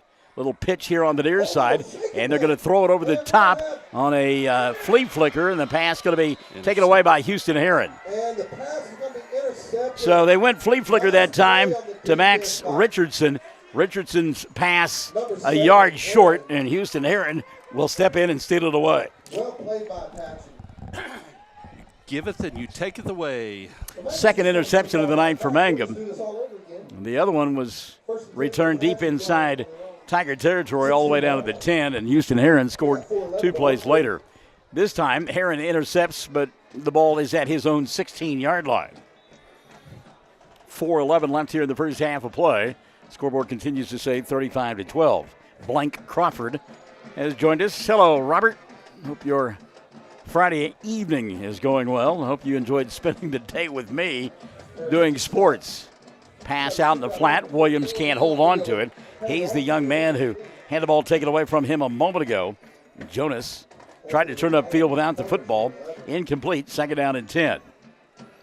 Clayton Caskey was in the neighborhood. Ball being thrown around the parking lot a lot here this afternoon and this evening, and it has resulted in a rather slow-paced game.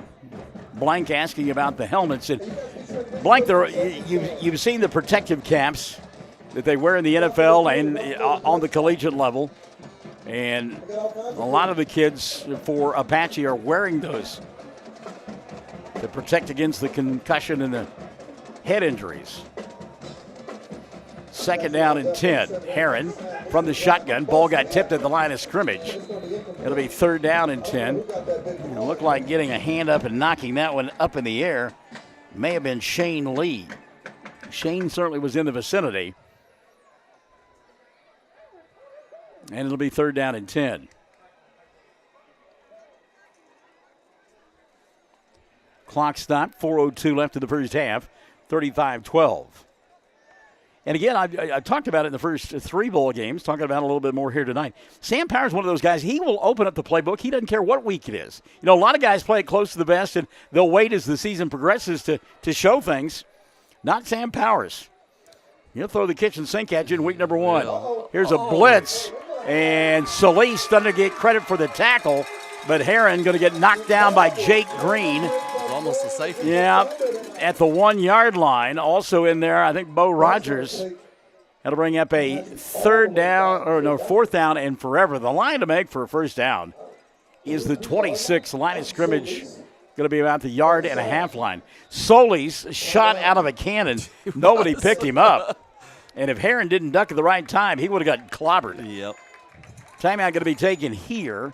We'll take one as well. 3:38 left in the half. Mangum 35-12, and they'll get the ball when you and I come back. Classic Hits 97.7. When unexpected illness or injury disrupts your day, immediate care is a necessity, not a luxury. At Variety Care's Hobart Clinic, we're here for you at the moment you need us most. Whether you are battling the flu, managing a chronic condition, or simply due for your annual checkup, our team of dedicated healthcare professionals is here to support you and your family with personalized care. Sooner Care and private insurance plans accepted. Visit today, 1000 South Broadway, Hobart, 405-632-6688 to schedule an appointment. That's 405-632-6688. Couple of scores to pass along from roving reporter Chad Fox up in Moreland. 4 minutes left in the first half, Scott. In the first half? In the first half, 52-0. It is Moreland out in front of Cordell. And if this one had been played on a Thursday night, I would have go see it. Clinton and Weatherford. 14-10, Clinton at the half. Yeah. Good one going on there. Nate said he was going to go to that game. Is that right? Yep. So I usually don't have to pay, but I would pay to see that one. Punting from deep in their own end zone with the little kids behind them. Quick kick, and boy, I tell you what, he almost missed the football.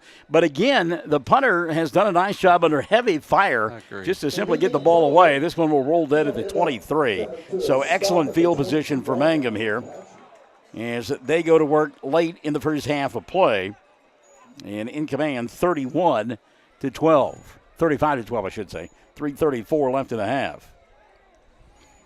So the Tigers, I mean, they have been scoring in bunches in the early part of the season, certainly getting that done here as they lead it.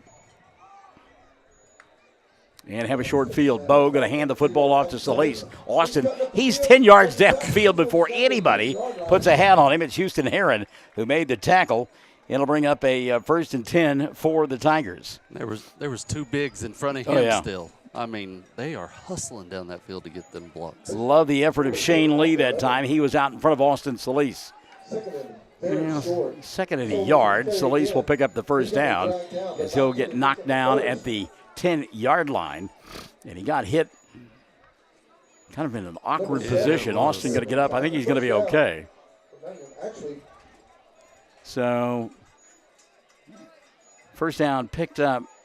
Is it going to be a goal-to-goal situation?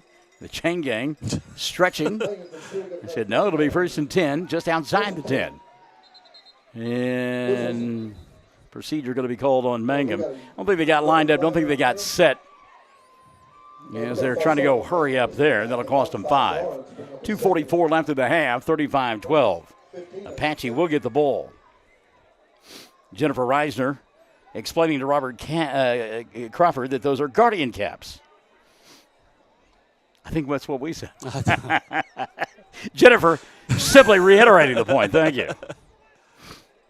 So they wind the clock, 1st and 15, as Bo will go from the pistol, turn, hand the ball off, and Anthony Allen will get to the 10 and no more as the tackle is turned in at the 10-yard line by Brandon Lindsay.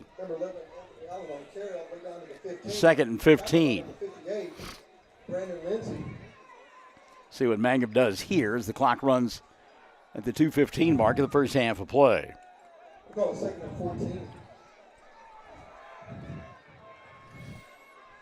Bo. Allen in the backfield. Fakes the handoff, throws. Pass is behind Zeke that time. Incomplete. It'll bring up a 3rd down. You mentioned him a moment ago, downfield blocking. Shane Lee absolutely buried his guy at about the 5-yard line. That could have been downfield, ineligible receiver downfield. I mean, he just wore his man out. You know they're having fun along that line of scrimmage. Yeah. So 3rd down and 15. Bo wants to throw, looks left, throws, got a man, passes caught by Avery. He'll stop, make a move, break a tackle, and take it inside the 10, down to about the 8-yard line. It'll be 4th down from there. Avery Rogers showing some dance moves for the 2nd straight week. Logan Azul in on the stop. Shelly Jenkins Mullins and Michelle Rogers Huckabee watching, along with Ashton Pride. Probably not together, although Shelly, I can see Shelly and Michelle together. Yeah. Ashton would he would be wise to stay away from that. Penalty flag going to fly here. And see what the call is going to be. Apache coach is furious across the way. Encroachment, the call on the Warriors, and that's why. At hard snap count again of Avery Rogers. Or not Avery, but actually Bo Rogers. He has got it down to a science. He does. I don't know if it's that voice manipulation, the way they make it tone different or whatever, but whatever he does, it's good. So 4th and about 3 now for Mangum after the 5-yard mark-off. Bo going to roll, near side, throws, pass caught, touchdown. Colton Gillespie. Boy, great job by Gillespie to guard himself against the defender and make the catch from 4 yards away for the touchdown with 1:48 left in the half. That was definitely NFL bodying somebody up, what they talk about, putting your body in front of it and giving your quarterback a nice big target. Huckabee, by the way, says the halftime Custer County conflict is Weatherford and Clinton tied at 10. Goodness. Extra point on the way here, and this is banged through by Mr. Hammond. And with 1:48 left in the half, Mangum on top by 30, 42-12, as they have dominated this football game. Kind of really, it shouldn't surprise me. You talked about Coach Powers opening up the playbook. He does a lot of things exceptional. Yeah. He does promoting of the team really good, promoting of the boys really well. He's a good disciplined coach, and like you talked about, I don't know if you talked about it last week, but you saw a lot of people on the other sideline cramping and having all kinds of stuff. And our boys, I don't know that you've seen one of them cramp this year. I mean, his strength and conditioning is second to none. Well, strength and conditioning, and the kids buy into it. They do. I mean, you can tell a kid that he's got to do something, got to force him into doing something. These kids want to do it. They want to be a part of it. They see the success that comes from it. Exactly. And they do have the conditioning, but the one thing I did talk about last week is their physicality. Yep. I mean, it is, and again, we're seeing it here in the first half. They are simply bludgeoning this team from Apache, and that's what they've done in the first 4 weeks. There may be a spark or two by the opposition, and they just come out and punch you in the mouth. Yep. It just makes them mad. So, okay, I'm gonna knock you around now. By the end of the third and start of fourth quarter, the other teams wore out. Hammond, end over end kick, going to go through the receiver's hands. He'll pick it up eventually back at the 12-yard line. Now turns upfield. He'll make it to the 18 and no more, as there are 6 white hats there to knock him off his feet. It'll be 1st and 10 for Apache. The thing I like about these kids is if you have to tell me you're tough, you're not tough. Exactly. They just simply walk in and they show you they are tough. I did. Back in August, I decided to trade punches with Jackson Brooks. I have no idea what possessed me to do that. Did you regret that? Oh, my gosh, for about 3 weeks. Instantly. I mean, yeah, I give him a shot, and I'm thinking, okay. And, I mean, he rocked me, and I'm like, oh, my. All right, 16 versus 64. Who's going to win that showdown? Oh, goodness. Jackson's such a great kid. Every time he sees me, he hugs me, tells me he loves me. I enjoy him so much. Ball bobbled by Herron on the snap. He tries to throw, running for his life. Pass is going to be too tall. Incomplete here on the near side for Champ Buckner. It'll be 2nd down. Great coverage downfield by Gillespie and Anthony Allen. 2nd and 10. Had him covered up pretty good. Yeah. Alyssa Dreyer watching the broadcast. Hello, Alyssa. I see your wife headed this way. Is that cheeseburger got your name all over it? Is that what that is? I think that's what that is. Or is that hers? No. She had delivery. Our daughter came back from Altus and brought her stuff. Oh, well. But I didn't want to be rude and eat on the air, so, I figured I'd wait till half. I don't see her coming up here, Scott. I think there's somebody in the crowd that's getting your cheeseburger, actually. That's probably my delivery point right there. So we had a penalty on the play. Sam Powers scratching his head. It's a personal foul targeting. Yeah, I think they said one of the guys putting pressure that time on Houston Heron may have hit him in the helmet. So it'll be 1st and 10. Heron pump fake, comes near side. Wants to run, breaks a tackle, spins across the 35 out to about the 37, 38-yard line. Gillespie and Allen in on the stop. But Heron will pick up positive yardage. Houston about 7 on the play. Now they give him 6. It'll be 2nd down and 4. Clock running, 1:10 left in the first half of play. Mangum leading by 30, 42-12 in the season opener in district play. Southwest Covenant coming to town next week at the Liberty Bowl, and then it is road trip after road trip for most of the rest of the season. Pass out in the flat. Heron caught by the wide receiver. He'll pick up the first down across the 40 out to about the 44-yard line. Good open field tackle across the way. Making that play in space, Diego Tellis. Diego worked his tail off last week in that victory against Watonga. Mangum got to be careful here. Too many men on the field trying to change personnel out. And they'll get the guys off the field. But before the snap, we'll get a whistle. And I'm looking for Laundry. Don't see it just yet. Thank you, Don Henley. Kick them when they're up, kick them when they're down. And it's going to be offsides called against Apache. Wow. I think that Apache coach needs your song earlier, that peaceful, easy feeling. Yeah, Kenan White is really furious across the way. He has nothing to do with sparkling earrings and laying in the desert with a billion stars all around. I agree. Let me just say the Eagles performed that so well back in February down in Dallas. Oh, my good. All right, Tulsa, actually.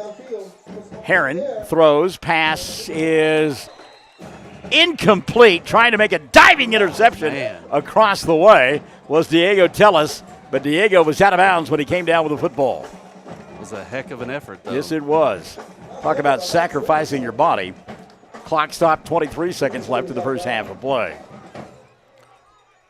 Recently in Fort Worth, Scott, I saw Chicago and Earth, Wind, and Fire. I'll tell you what, I don't think any music is as good as that 80s stuff was, personally, 70s and 80s. They're the octogenarians that were in the crowd that night down at Dickies Arena thought so as well. Pass going to be picked off across the way. Diego inbounds this time. He comes across the midfield stripe, breaks a couple of tackles, going to be tackled at about the 37-yard line. So Diego, who had to dive to try to pick off the last pass, had that one fall right into his breadbasket. He got paid off, didn't he? Brian Coleman has joined us. Brian, former member of the Altus Merchants softball team, and his son Carson, who played for Walters. You might remember him, Carson Coleman, now playing at Southern Nazarene. Carson, I think, if I remember correctly, celebrating birthday number 20 today. Well, happy birthday to that young man. Good kid, Carson is. He really, is just a quality young man. Angela Shelton has joined us. Hello, Angela. Better get it right. She may get on me. Angela D. Shelton. Got to get that D in there, or I'll hear about that. So Apache, as you heard Sean Johnson say, unsportsmanlike conduct. That'll take the ball from the 37 down to the 22. And 13 seconds left in the first half of play. Give an opportunity to Mangum to add to the score. And again, Tigers have completely dominated this football game. And if it weren't for a couple of mistakes, penalties, and pass interceptions, they could have half 100 on the board right now. I agree. Setting on 42 as it is, 12 for the opposition. Special correspondent Ryan Lane joining us. Hello, Ryan. 1st and 10. Bo looks near side, slip screen, caught by Avery. Looks for a block. He's got the 20, 15, 10, 5, and into the end zone. Touchdown! Avery Rogers, pitch and catch from his cousin 2 times over. Makes the score 47 or 48. Yeah, 48-12 with 5 seconds left in the first half of play. Altus playing tonight. Ryan Lane telling us that El Reno leads them 21-13 at the half. And the Bulldogs will get the ball to begin the third period of play. Here it has been all Mangum. Tigers scoring early and often. Extra point is up and good. And with 5 seconds left in the first half of play, the scoreboard shows 49 for Mangum and a dozen for Apache. We'll keep it right here for the final 5 seconds. So the pass interference, or pass interception, I should say, by Tellis, and then the personal foul and quick strike capability for this Mangum football team. You know, I say we're early in the season, but, you know, you give another game or two under these boys are going to be pretty impressive. You've got, when you look at the district, you've got to believe the key games setting out there, the ball game at Moreland, because the last couple of times that we've gone to Moreland, we have had our hats handed to us. And then also, you look down the road, I think it's a week 9 bowl game maybe at Thomas. Yep. Here they look well on their way to their 4th win of the year in as many games, first inside the district, and well on their way to getting their maximum 15 points. Lead 49-12 with 5 seconds left in the first half of play. Mary Pando says, "Go Tigers." And they have gone and gone and gone and gone and gone. We've got the umpire conference going down at the other end. It kind of looks like when the Tigers receive a kick, they do that little conference and then hand it off to somebody. That's exactly right. Maybe they're trying to decide who's going to wear the white hat in the second half. Harmon's kick here on the near side. A fair catch called for and made. And so it will be Apache football with 2 seconds left in the first half of play. And they trail 49-12.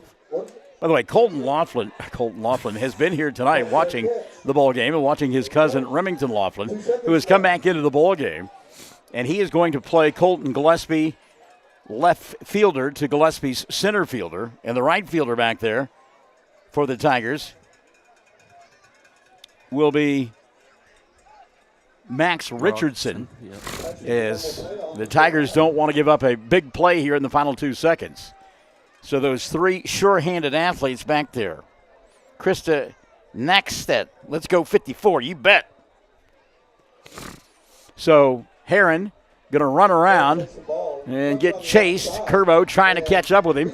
Heron's got the 50 to the 47-yard line. He'll get knocked off his feet there. And the first half will come to an end. Look at Sam Powers racing his guys to the end zone. Don't cramp up, Coach. Don't cramp up. They're all sliding. That's great. Oh, I love it. I love the enthusiasm. Yes, sir. And why not? Mangum winning big again here in the first half. They lead Apache 49-12. 49-12 the score at the half. And we're back after this on Classic Hits 97.7. Mangum Brick Company has been operating since the early 1900s. They're the largest private employer in Greer County. Mangum Brick is proud to support high school athletics radio broadcasts. And if you know of someone looking for work, always check with Mangum Brick, as they may be hiring. Ashley Slayton, family nurse practitioner, and the rest of the friendly faces at the JCMH Family Care Clinic in Mangum treat all ages, children through adults. This means we are all yours for well child exams, annual checkups, as well as those illnesses that can hit us. We also do management of chronic illnesses like asthma, diabetes, and high blood pressure. Same-day appointments are usually available. The JCMH Family Care Clinic is located at 114 South Lewis Tittle in Mangum. Call 782-3393 for appointments. Mangum on top of the intermission. They've got 49 on the board, 12 for Apache. Tigers scoring early and often as the opening kick returned for a touchdown by Colton Gillespie. And with the exception of a long interception return that gave a 10-yard field to Hunter Heron, And a play that, or a series that was turned over on downs deep inside Apache territory. Mangum has dominated here tonight. They've got the 49. They could have 2 more scores on the board, save for that interception and turning it over on downs. But nonetheless, 49-12 at the half. Krista Nackstedt yelling loud for the Tigers up in Kansas, the home of the Wizard of Oz, among others. And whereabouts in Kansas are you, Krista? We want to say hi to Debbie Smith and Alyssa Chandler checking back in. Sid the Kid as well. We're going to keep the camera focused on the field and here in a moment let you enjoy the young kids as they cheerlead for everybody here tonight. But again, 49-12 the score at the half. Mangum in command at the intermission at the Liberty Bowl against the Apache Warriors. While we let you enjoy those young kiddos out there, checking in, get some scores from around the state, especially those teams involved in the district of Mangum. We know that Moreland is having their way with Cordell tonight. And check on the other schools as well. If you're just joining us here this evening, we've been on the air doing sports since noon. Great day of softball on the Fox Radio Network as Mangum and Hobart got after it. Mangum dispatching Morrison in a must-win ball game at noon, winning 16-5 in run rule fashion. Then they won a must-win game at about 2:30 as they beat the Lady Cats of Hobart by a score of 8-2. And then in the nightcap, it went back and forth, and it looked like Hobart was going to walk away with an easy victory. It went to the top of the 7th, and it appeared that they had a comfortable lead, but the 2 seniors, the only 2 seniors on Jenny Stidham's team, Holly Lehman-Webb and Bryn Woodruss, singled to start the inning, and the youngsters followed suit, and the tying run was on base when the game came to an end. And Hobart won it by a final score of 8-7. Congratulations to the Lady Cats and Brian Bingham. And they'll play in the Super Regional next week. That is yet to be determined. All right, young kiddos about to get underway down below us. We'll let you enjoy them as we step aside. Mangum in control at the intermission. Tigers on top 49-12 against the Warriors of Apache. And enjoy the youngsters down below.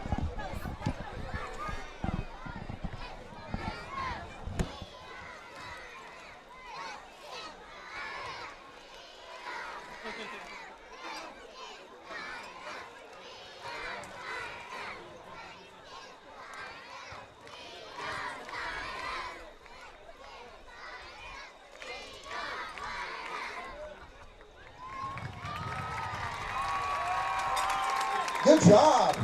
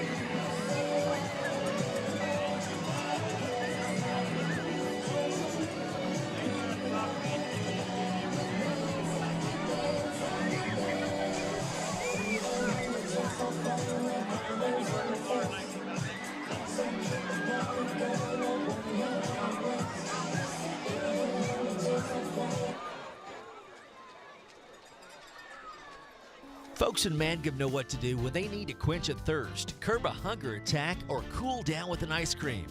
They just make the Loop at 918 North Lewis Tittle in Mangum. The Loop, supporting the Mangum Tigers and Lady Tigers. Hey, come on by the Mangum Tag Agency at 108 East Pierce in Mangum for all your vehicle tag and registration needs. Driver's license, ID renewals, including CDL or Add Real ID. We now offer initial issuance and out-of-state driver's license and ID transfers. And we issue Pike Pass. For fast, friendly customer service, come see Tom, Cynthia, or Adam. We're here for you. Check us out online at mangumtag.com. For tag renewals and more information, phone 580-782-3004. The Mangum Tag Agency says, Go Tigers! At the half, Mangum on top, 49-12. Check some other scores from Class A Division II. Wrangling leads Elmore City. Purnell 36-12. That's in the third. Southwest Covenant in front of Texoma Goodwill 25-8. Central Sallisaw 49. Wewoka 8.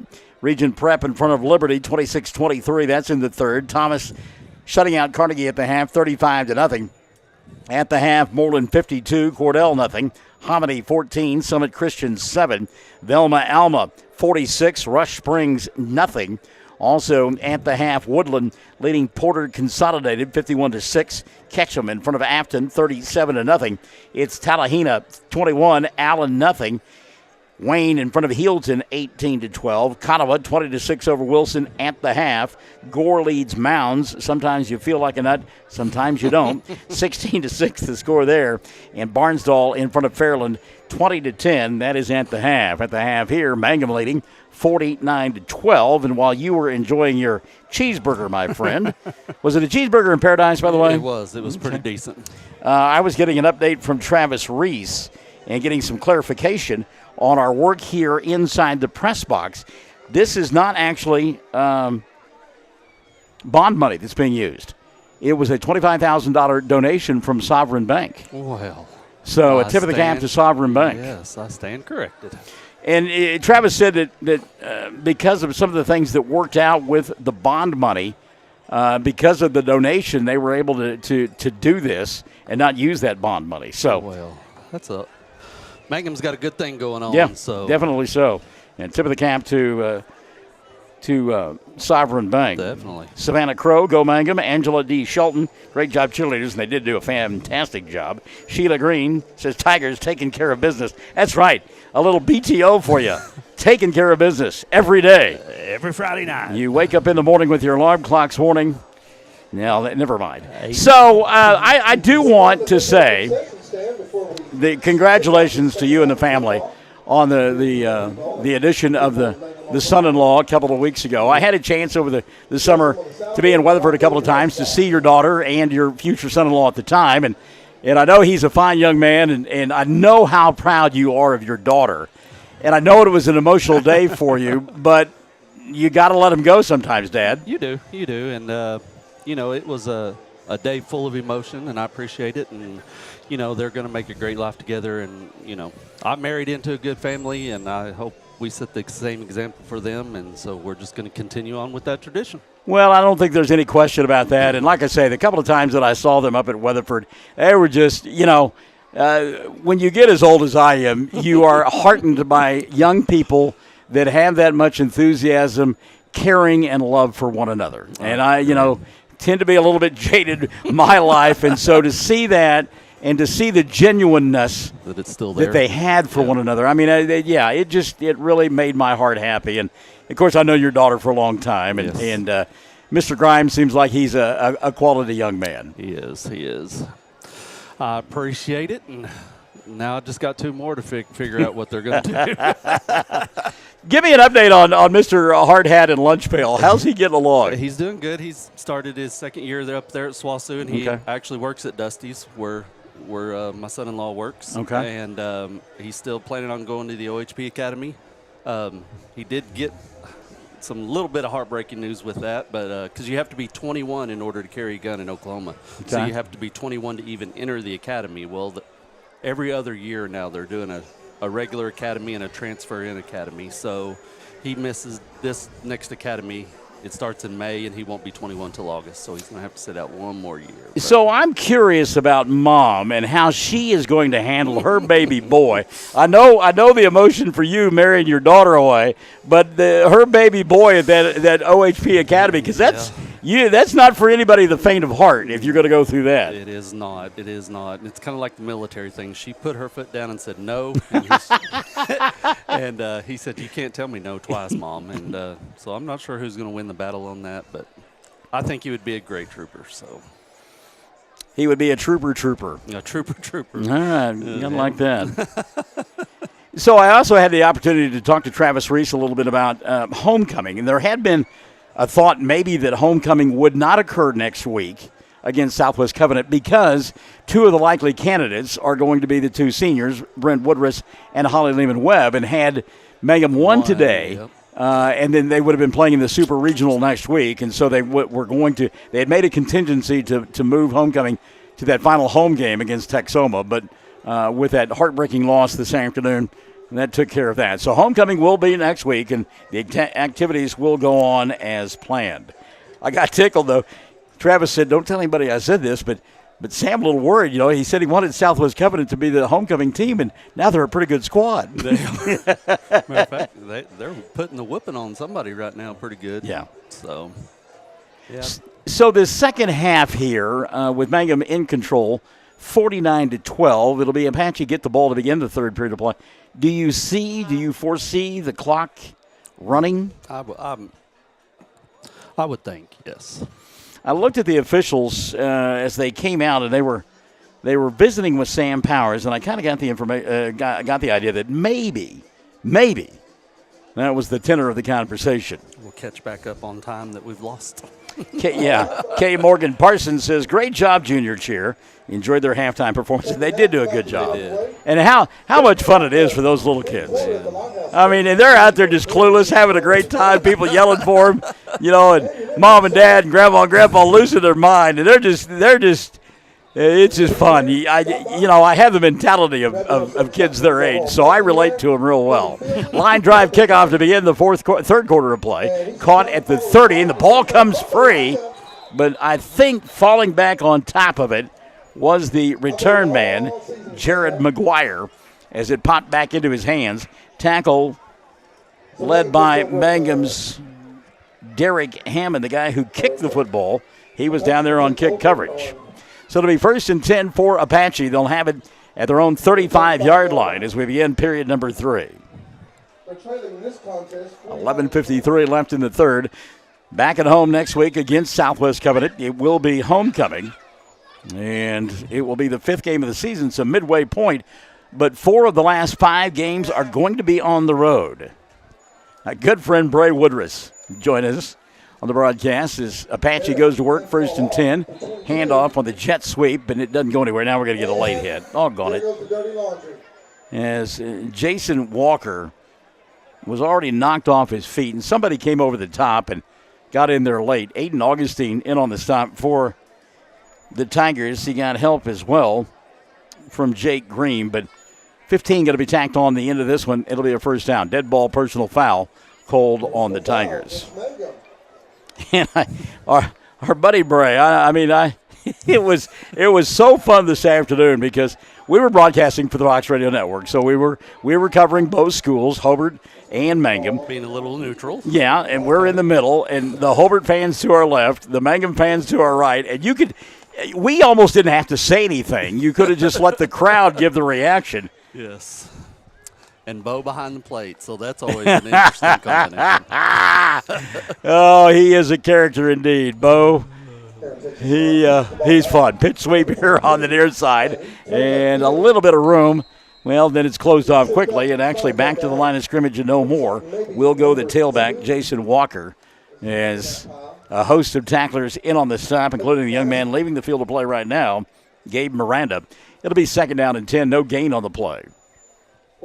Yeah, Bo, there were a couple of times when the crowd was into it and it was exciting and whatnot, and Bo got into it as well. A couple of his calls were really animated. Yes. You know a little something about umpiring in situations like that. I do. And it's kind of easy to get caught up in the whole game situation. Yeah. So, second down, 10.5. As Apache in no hurry to begin this third quarter of play. They have the ball in their own 46. Heron fakes the pitch, going to go across the middle of the field. Pass incomplete. Good man-to-man coverage down the field. Diego Tellis running stride for stride with the wide receiver, Elaines Mendez. It'll be third down and 11. Well, they stopped the clock on that incomplete pass.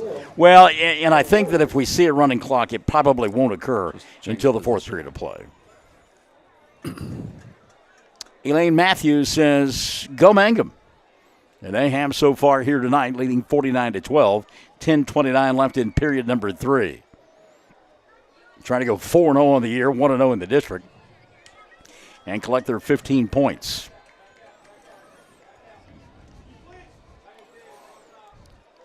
Third down, Heron wants to throw, has pressure, steps through it, got some room in the open field, but Kerbo is there to tackle him at the 50-yard line.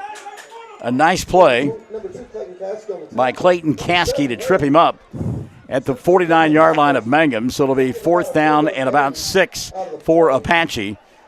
And at this point, you wonder, well, they didn't run the clock, Scott. It's still 10:29. Yeah. Now, that doesn't need to happen here. Clock setting at 10. Somebody got they're out there doing the windmill. Yeah, white hat say, run that clock, man. I'm surprised Apache not going to go for it, apparently, on fourth down at about 6. They are in punt formation. The electric return man, Colton Gillespie, back there. He won't get a chance to return this one, though.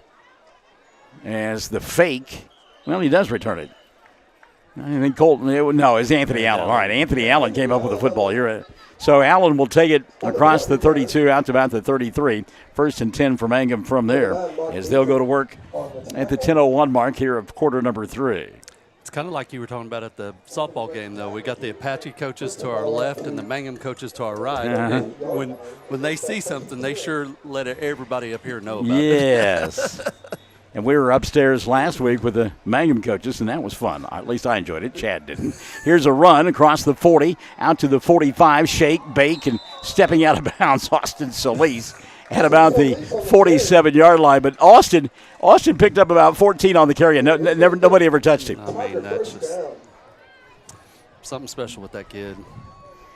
All kinds of room here on the near side. Augustine with a block, white hat. Timeout going to be taken by Apache. So you got to wonder what this is about with Kenan White, other than he may be telling his team, you better put some rocks in your pockets and man up here in this ball game. Timeout, 9:53 left in the third. Mangum 49-12 on Classic Hits 97.7. TCLC is a family-owned 5-star daycare center that has been caring for children for over 45 years. The owners of Tiger Cub are proud to serve the Mangum area and support the Mangum Lady Tigers and Tigers on the radio and streaming. Tiger Club Learning Center says, Sovereign Bank is your bank of choice. Sovereign Bank is a proud supporter of the Mangum Tiger Athletics. Supporting our schools and athletic programs is a top priority. Hear us roar, go Tigers. We're cheering you on all season long. Sovereign Bank, empowering our youth with the freedom to dream. Sovereign Bank, member FDIC, equal housing lender. First and 10 carry for Mangum. That's Avery Rogers across the 50, 45, gets a block, 40, 35, 30. Rogers down the far sideline, 20, 15, 10. Avery into the end zone. Touchdown, no flags, 47 yards for Avery Rogers. That number 9, who's our number 9? Colton Gillespie. He got a heck of a downfield block down there. And I said 47. Actually, it was 52. 52 on the touchdown run for Avery Rogers. And, boy, I tell you what, if you are Kenan White, the Apache coach, you call a timeout, challenge your club, and they give up a 52-yard score. So the extra point now attempted by Mangum is on to try it. Is Hammond, and the kick is up, and it's good. Derrick banging it through. 9:41 left in the third. 56 on the board for Mangum. 12 for Apache. Classic Hits 97.7. Triad Home Health in Mangum is locally owned and offers nursing, physical therapy, occupational, wound care, IV therapy, and more. All administered by people who go above and beyond for you. Phone Triad Home Health today at 580-782-5800. That's 782-5800. Mangum Regional Medical Center is going strong, serving Greer County and southwest Oklahoma. The Mangum Hospital provides a full-service Level 4, ER-staffed 24/7, both in and outpatient stays, swing bed services and outpatient lab, physical therapy and radiology services. Mangum Regional Medical Center, here for you, right here at home. Mangum on top now. They've hung half 100 plus, 56-12. 9:41 left in the third period of play. And, you say, well, when are you going to put in the second team? Well, the second team's been in there for a while and a lot of the positions. Having trouble even getting third stringers in, maybe. Well, Mason Mitchell was late to get in. Now they'll kick the ball here on the near side. Caught at about the 25, out to the 28, no more. Yes, good job getting downfield. And again, I love it.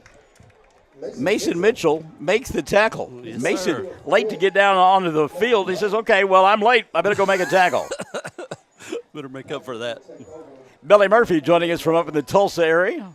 Billy, one of those from the Altus Merchant softball team, one of the younger models. I bet you that was a good time back then for you. I tell you what, we had so much fun, and if we could figure out a way to get everybody together and play an alumni game. That would be awesome. And have plenty of medical personnel on hand. I think we'd probably do it. Well, I've heard you talk about it for years. Oh, yeah. And, it just sounded it's just a special group of guys. I mean, there are about 20 over the years, probably 21, 22 guys that we could say were really close. And, it was a fraternity that we had, and sure, we were probably harder on one another than we were anyone else, but that made us even that much closer. That's great. 1st and 10 now. Apache. Heron wants to throw, does. Ball got tipped at the line of scrimmage, and Gillespie had designs on picking that one off. Pass incomplete. It'll be 2nd down and 10. That's a second or third, maybe fourth tip pass tonight. Our linemen are doing really good about getting hands in the throwing lane and everything, too. And, again, that's part of what you teach them up. If you can't get to the quarterback, and Houston Heron, not a big, tall kid, get those hands up. By the way, they're running the clock. Well. You asked for it, you got it. Big college football fan? Do you like college football? I do. Yeah, I like all sports pretty much.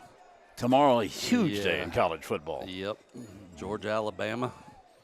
That'll be tomorrow night, and we look forward to that one. Oklahoma State plays Kansas State in the morning, and then Oklahoma at Auburn in the afternoon. Yep, there is some good games tomorrow. Remington Laughlin in on the defensive end, making a tackle there on 2nd down and 10. No gain on the play. 3rd down and 10. Clayton Caskey in on the stop. Jake Green there. And also for the Tigers, Johnny McGee. So it'll be 3rd down and actually a loss of a couple on the play. 3rd down and a dozen. Mangum in control here, 56-12. 7:55, the clock runs in the 3rd period of play. Michaela Grimes, talking about her a minute ago, she has joined us. Snap low, Heron tries to get out of there, throws, pass is caught, breaking a tackle, and getting knocked out of bounds for about a 4-yard loss, which looked to be like a 15, 16-yard loss. Good job by the wide receiver that time to keep the play alive. It'll be 4th down and long, and they will have to punt the football away, I would think. Apache clock continues to run. That's going to bring up a 4th and... Yeah, if they punted last time, I would think they'd definitely punt this time. And Grant Brown in punt formation. Does it catch you off guard when you see Michaela Grimes instead of Michaela Augustine? I tell you, it's kind of funny because when she made it Facebook official, right? That's the official. Well, yeah. You can have marriage licenses and everything, but yeah. So that touched her mama a little bit. Oh, is that right? Yeah, that's when it really hit her, is when she saw that name change. Wow. But that shows us what we are as a society, though, too. I mean, social media. Yep. Kicked by Brown, and on the bounce, so Gillespie wanted to go up and get it, but he stayed away. And it'll die at the 47. Mangum will take over 1st and 10 right there. Oh, you can just see Colton. He's like, come on, man. He was licking his chops. A little bit higher of a hop, and I think he probably would have gone for it. I agree. 6:30 left here in the third quarter. Clock continues to run. Bo Rogers, the quarterback for the Tigers. And Remington Laughlin did play some quarterback early on, but had some shoulder issues, and so it's been Bo, and he hadn't missed anything. Nope, he's done fine. Hand off to Austin Solis across the 45, still on his feet, dragging people down to about the 36-yard line. Austin Solis. 3, 4, 5. Yep. He had 5 people on him, and he's dragging them. My dear friend Alyssa Chandler, who did not play for the Altus Merchant softball team, seems like everybody does, says that she loves her Mason. And we're talking about Mason Mitchell, of course, who has made a couple of nice plays. Paula Lively likes the effort of Mason as well. Solis, another handoff right up the middle of the field. He's at the 25-20. He's at the 15, 10, 5, racing for the end zone, and Austin Solis will score from the 35-yard line. And with 5:30 left in the third, Mangum has crossed the 60-point mark. It's 62-12 with the extra point on the way. Wow. Well, if the teams around the state hadn't taken notice, I bet you in the next week or two they do. So a guy whose leg may need icing after all is said and done, Derek Hammond in to try the extra point. Colton Gillespie is the holder. Well, this is a coming out party tonight for Mangum as the kick is up and it is good. So with 4:50 left here in the third, it's 63-12. Mangum in command. Mangum Golden Age Apartments offer HUD-approved housing for anyone 62 or older or on Social Security or disability. They have 1 bedroom and efficiencies which include all bills paid, including Wi-Fi. Mangum Golden Age Apartments are located at 100 East Lincoln, right on the downtown square in Mangum. For more information, call Katie at 580-782-2452. 580-782-2452. 333 Dental Care in Mangum is the dental practice of Dr. Dustin Lively. His experience, skill, and compassion go together when providing exceptional, up-to-date patient care. Dr. Lively and his team of professionals are proud to help you with the best dental care possible, along with preventive care that will result in a beautiful, long-lasting smile. Call 580-782-2552 or visit the team at 333 Dental Care. They support the Mangum Tigers and Lady Tigers. Kickoff, rolling around at about the 20-yard line, still free, and finally falling on it for Apache will be Jason Walker. And Warriors will take it there, 1st and 10, as clock has now slid down to 3:25 here in period number 3. Amazing how fast time goes when they let that clock just tick, tick, tick, tick, tick. Well, and I mean, frankly, it's only 9:04. Mm-hmm. We've put, 75 points on the board. Yeah. And threw the football around a lot in that first half of play. So, I mean, Mangum has scored every which way but loose. I mean, they have been impressive here tonight. And again, if you are trying to figure out a defensive scheme against this group, Sam Powers give you a lot to think about. Yes, he does. He's got a lot of variety when it comes not only to the play calls, but just the athletes. Mm-hmm. Heron going to hand the ball off to his tailback and across the 20 out to about the 22, 23-yard line. I think they'll give the 24 now to the ball carrier, Jason Walker. It'll bring up a 2nd down and about 6. Across the way, making the stop, Gabe Miranda, along with Shane Lee. A couple of kids getting some playing time that haven't seen a lot of it. Alejandro Rivera back there in defensive secondary for Mangum. Also back there, Aiden Loftus. You get some movement. 58 just got tired. He just, I'm standing up. You're exactly right. You are 100% correct. That is crazy. Oh, Katie Ramirez has joined us. Hello, Katie. Oh, my goodness. And we understand that Mangum's got a powerful football team. It has been a long time since Apache has been beaten this badly by the Mangum Tigers. Yep. They have had some battles over the years, but boy, this is big time here. Second down carry. Lofton tries to turn the corner, can't get it done because Anthony Allen is there to swallow him up. A loss of a yard brings up a third down and 11. Minute 15 left here in this third period of play. They'll take about a minute in between quarters, and that fourth quarter should last 12 minutes. So third down here, Heron and company. And again, this is a great athlete. Yes, he is. I mean, we know his running prowess. He's thrown the football well tonight when he's had time. But when you trail 63-12, guys in the white hats, they're pinning their ears back and coming after you. Heron throws, gets hit, ball tipped and intercepted by Mangum. And again, Colby Earls putting a hat on Heron as he threw the football. Clayton Caskey. Yep, Caskey with the interception. And Clayton kind of got tackled by his own man. Otherwise, he may have been headed to the house. Yes, sir, I agree. So that will be the final play of period number 4. 63-12 the score. They're running the clock. We're down to 10 seconds. I don't think Sam Powers will run a play before the frame comes to an end, and he will not.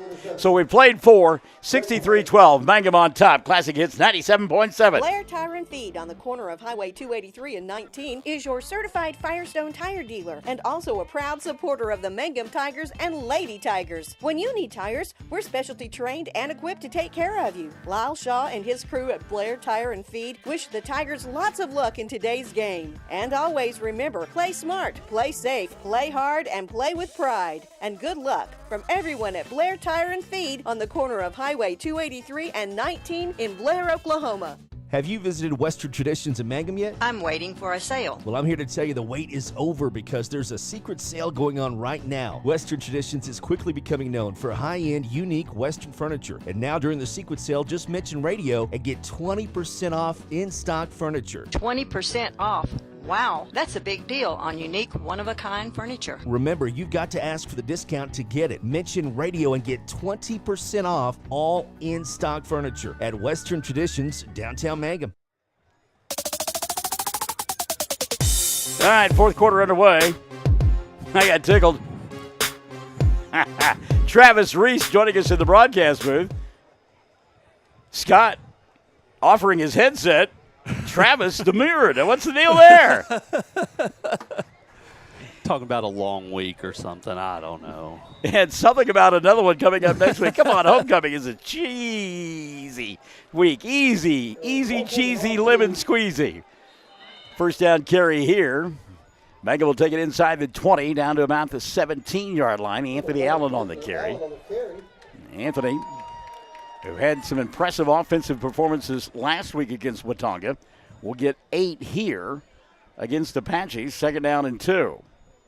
Allen picks up 9 on the carry. So 11:30 left of the ball game. Again, they're running the clock, so the period will last 12 minutes. And you can tell this one is over because Coach Pride is going down to the sidelines. Snap over the head of Bo. He can't pick up the football. And falling on it for the Tigers, one of the big uns. Getting back there, Gabe Miranda will collect the football, but a huge loss on the play. It'll bring up a third down and forever. The line to make for a first down for the Tigers, the 16. And the line of scrimmage, about the 37, so we'll call it 21. Third and 21 for the Tigers. Let's see what they decide to do here. Go inside handoff. All kinds of room. Look out. There goes Hammond. And how about that? The kicker, Derek Hammond, with his first touchdown of the season. The inside reverse that normally goes to Avery Rogers. He will score. And with 10:30 in the clock running, Mangum makes it 69-12 with the extra point for the guy who just scored the touchdown on the way. Got to take a little breath before he goes back there and kicks that ball. So great job for Hammond. Derek with his first touchdown. He has kicked a bushel basket full of extra points, including this one. It's up, and it's good. So with 10 minutes left of the ball game, Mangum 70, Apache 12. We're back after this on Classic Hits 97.7. Hey, all you Tiger fans, it's game time.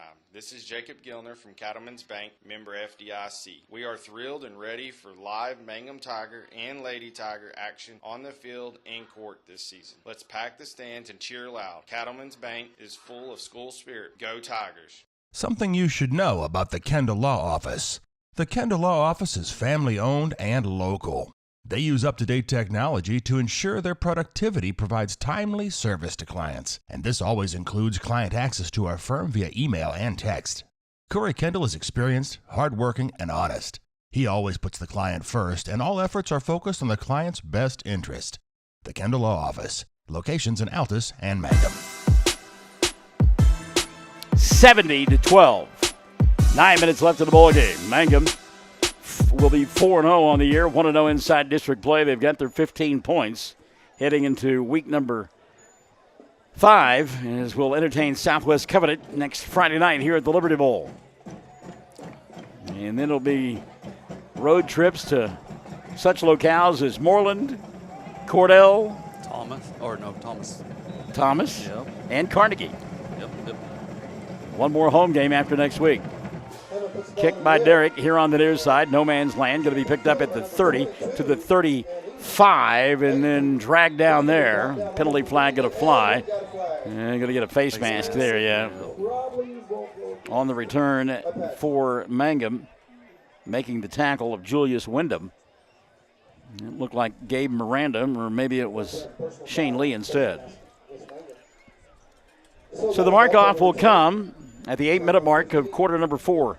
Scott, can't thank you enough for being here tonight. Well, I appreciate you giving me the opportunity. And not only did you help set up the equipment and provide pithy comments, but you also brought a quick charger for me so I would be able to interact with the folks on the Facebook page. Boy. Lost that ability in that last game because even though my voice and ears wanted to quit, they couldn't. But my phone did. I said, we've had enough. No mas, you know. I understand that. 3 games in less than 24 hours and a 4th one on the way. Yes, sir. So, still waiting. Somebody had offered some Kirk Herbstreit money for us. I'm still waiting for that check to come in. Maybe Chad Fox will hear that. Oh, I'm sure he will, and he'll laugh just like you did. 7:15 left in the ball game. And a quick snap and a carry out to the 50-yard line for the tailback for Apache. Clayton Caskey in on the stop for Mangum. No gain, 2nd down and 10. Gabe Miranda again in on another stop. Johnny McGee as well. So, I mean, Mangum has been putting points on the board at an awesome pace, and it really has hit the mother load here tonight with 70. Another snap down low, picked up by the quarterback, and he will get crushed back at the 44-yard line. Grant Brown now playing quarterback, and he just got hammered by, among others, You know, the thing that's impressive about this Mangum team is, like you said, I mean, there's talent everywhere, but there's also talent downstream coming up, you know. So Coach Powers has done, and all the coaching staff has done an excellent. That stop, by the way, made by Kerbo once again. He has made a ton of them here this evening. 3rd down and 16. Brown from the pistol formation going to hand it off, and maybe a yard on the play, and guess who's in the middle of that one again? Cooper Kerbo. His statue may not be big, but he is he reads that ball and he does fast. Well, and again, he's from a family where football has been taught to him since he probably came out of the womb. His football IQ is amazing. It is. Miranda in on another stop as well. 5:25 left here in the ball game. It's like a Zach Thomas, you know, not the biggest there is, but just intelligent when it comes to football. Boy, talk about pulling the name out of the hat. I like that. Well, he's from Pampa, so. Oh, okay, all right. Well, that makes sense. Punt is kicked and still free and picked up by Apache. They'll get it 1st and 10 at their own, it'll be at the Mangum 26-yard line. David Henry says, what a great way to come to play. Great job, Tigers, all. And how about the mini cheerleaders? Yeah, I mean, again, I would have loved to have had some heart monitors on those kids because, I mean, it was rabbit beat pace, no doubt, for those youngsters down there, just having a delightful time. You can see it on their faces. Yeah. Just pure fun and innocence. Yeah, and I mean, the phrase dance like nobody's watching, that's it right there. They have not a care in the world. No, I agree. So they'll wind the clock with 4:15 remaining. And Apache will get it at the Mangum 26-yard line. This one decided long ago. And again, you see the power, the strength, and the toughness of this Tiger football team. By the way, the Tiger Band getting a hand, and they didn't perform out on the field, but they've been down below us to our right, and they always add to the atmosphere. Yes, absolutely kill it. Some of them are alumni, right? I believe so, yes. Carry by a tailback who just checked into the ball game, and talk about somebody who's wide-eyed and got rabbit rate pulse. Saw them black jerseys coming. He did. Like, well, Jason Walker. He'll pick up 7 on the play. 2nd down and 3. Give me 3 steps towards that door. Yeah. There you go, Leonard. Because that's a break I was looking for. My special correspondent, Ryan Lane, tells me that El Reno out in front of Altus 30-24 late in that ball game. So the Bulldogs much improved. I did get an update from Chad Fox. My Ardmore Tigers taking it on the chin against Tuttle tonight. I moved away and Ardmore won their first 2 games. I'm just they're like, don't come back, Barnes. 2nd down and 6. Little inside pitch, trying to turn the corner. Not getting it done, though. Great chasing from behind that time by Max Richardson. You hear that crowd go wild. Darius Drew's going out there, number 78. I tell you what, Darius is one of those kids that his enthusiasm is as infectious as it comes. He is the biggest fan and do anything. Huge heart. He's a great kid. Love to see Darius make a tackle here. 2:20 left in the ball game. And you're right. The crowd will go bonkers, and his teammates will join in that excitement. But like even during the scrimmage against Velma. Oh yeah. I mean, he was cheerleading. Oh, he was. He was jacking folks up. It was unbelievable. Man, I loved it. Yeah. Now that's a commitment to a team, and that starts. That's the coaching staff there. Yep, I agree. Down to a minute 55 left in the ball game. Brown from the shotgun wants to throw. He'll run it instead. Make it inside the 20, down to about the 19-yard line. And that'll bring up a 4th down. 4th down and about 3. New Tiger into the ball game. And it was Austin Stockton who made the play. So he is in the record books with a tackle for the night. 4th down and 3.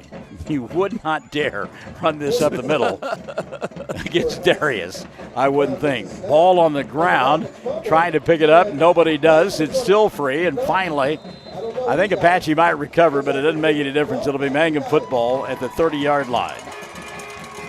1:05 remaining. And it'll give the hometown fans one last chance to cheer the kids on the defensive side as they will come off the field. And I would guess that Sam Powers at this point will tell his players to take a knee. Probably have to do it 2 times. Clock is at 45 seconds. And in at the quarterback position, Max Richardson. May only have to snap it once. Yeah, I think they're going to try to wait until that back judge. Yeah, down to 35 seconds. Richardson will take a knee, and that will be the final play of the ball game. So the Mangum Tigers in impressive fashion from the outset. A kickoff return of 78 yards by Colton Gillespie set the tone. And from there on out, it was all Mangum. As the Tigers will win this one going away 70-12 over Apache. Mangum 70, Apache 12. We're back to wrap it up after this on Classic Hits 97.7.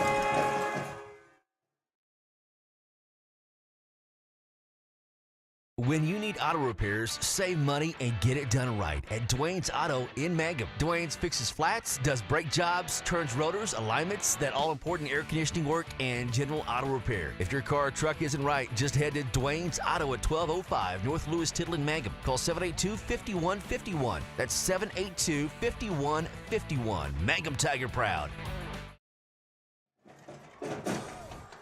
All right, Mangum wins it by a final score of 70-12. They are now 4-0 on the year, 1-0 inside the district. They got their 15 points. Meantime, falling to 2-2 on the season is Apache. They are 0-1 inside the district, and they lose 15 points in district play. It has been a long and eventful day for yours truly, and I want to tell you, I am a blessed young man getting the opportunity to work with great folks like Cameron Dole and those softball games today over there at Mangum softball field, and tonight with Scott Augustine here at the Liberty Bowl.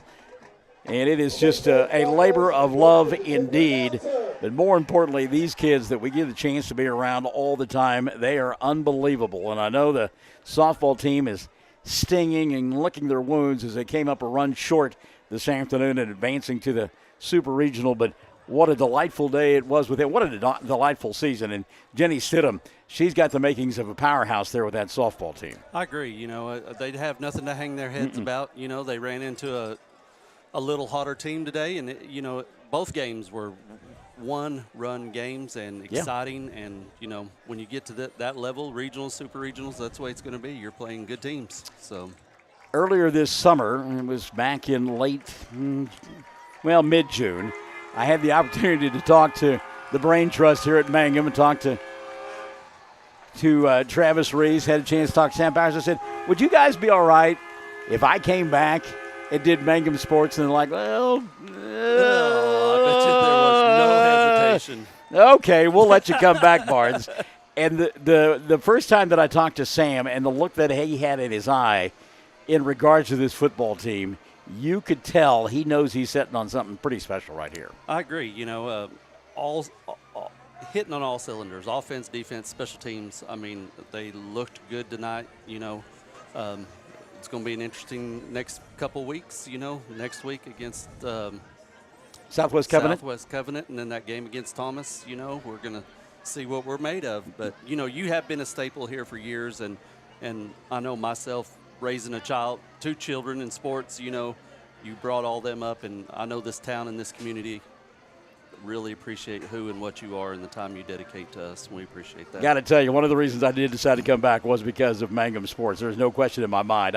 Nothing against Ardmore, nothing against the program. They treated me well over there, but it just wasn't the same. I agree. And it is so nice to be back. So with that being said, 70 on the board tonight for the Mangum Tigers. Wow. What can you do for an encore next week? Well, we'll find out. Right. It'll be homecoming at the Liberty Bowl. Southwest Covenant will be in town, and we'll be here for the ball game. So for Scott Augustine, Chad Fox, a veritable cast of thousands, I'm Michael Barnes. Your home for Mangum Sports is 97.7 Classic Hits. Friends, it's important to take care of your eyes, so make an appointment soon with Dr. Michael Geiger in Altus, Seth Geiger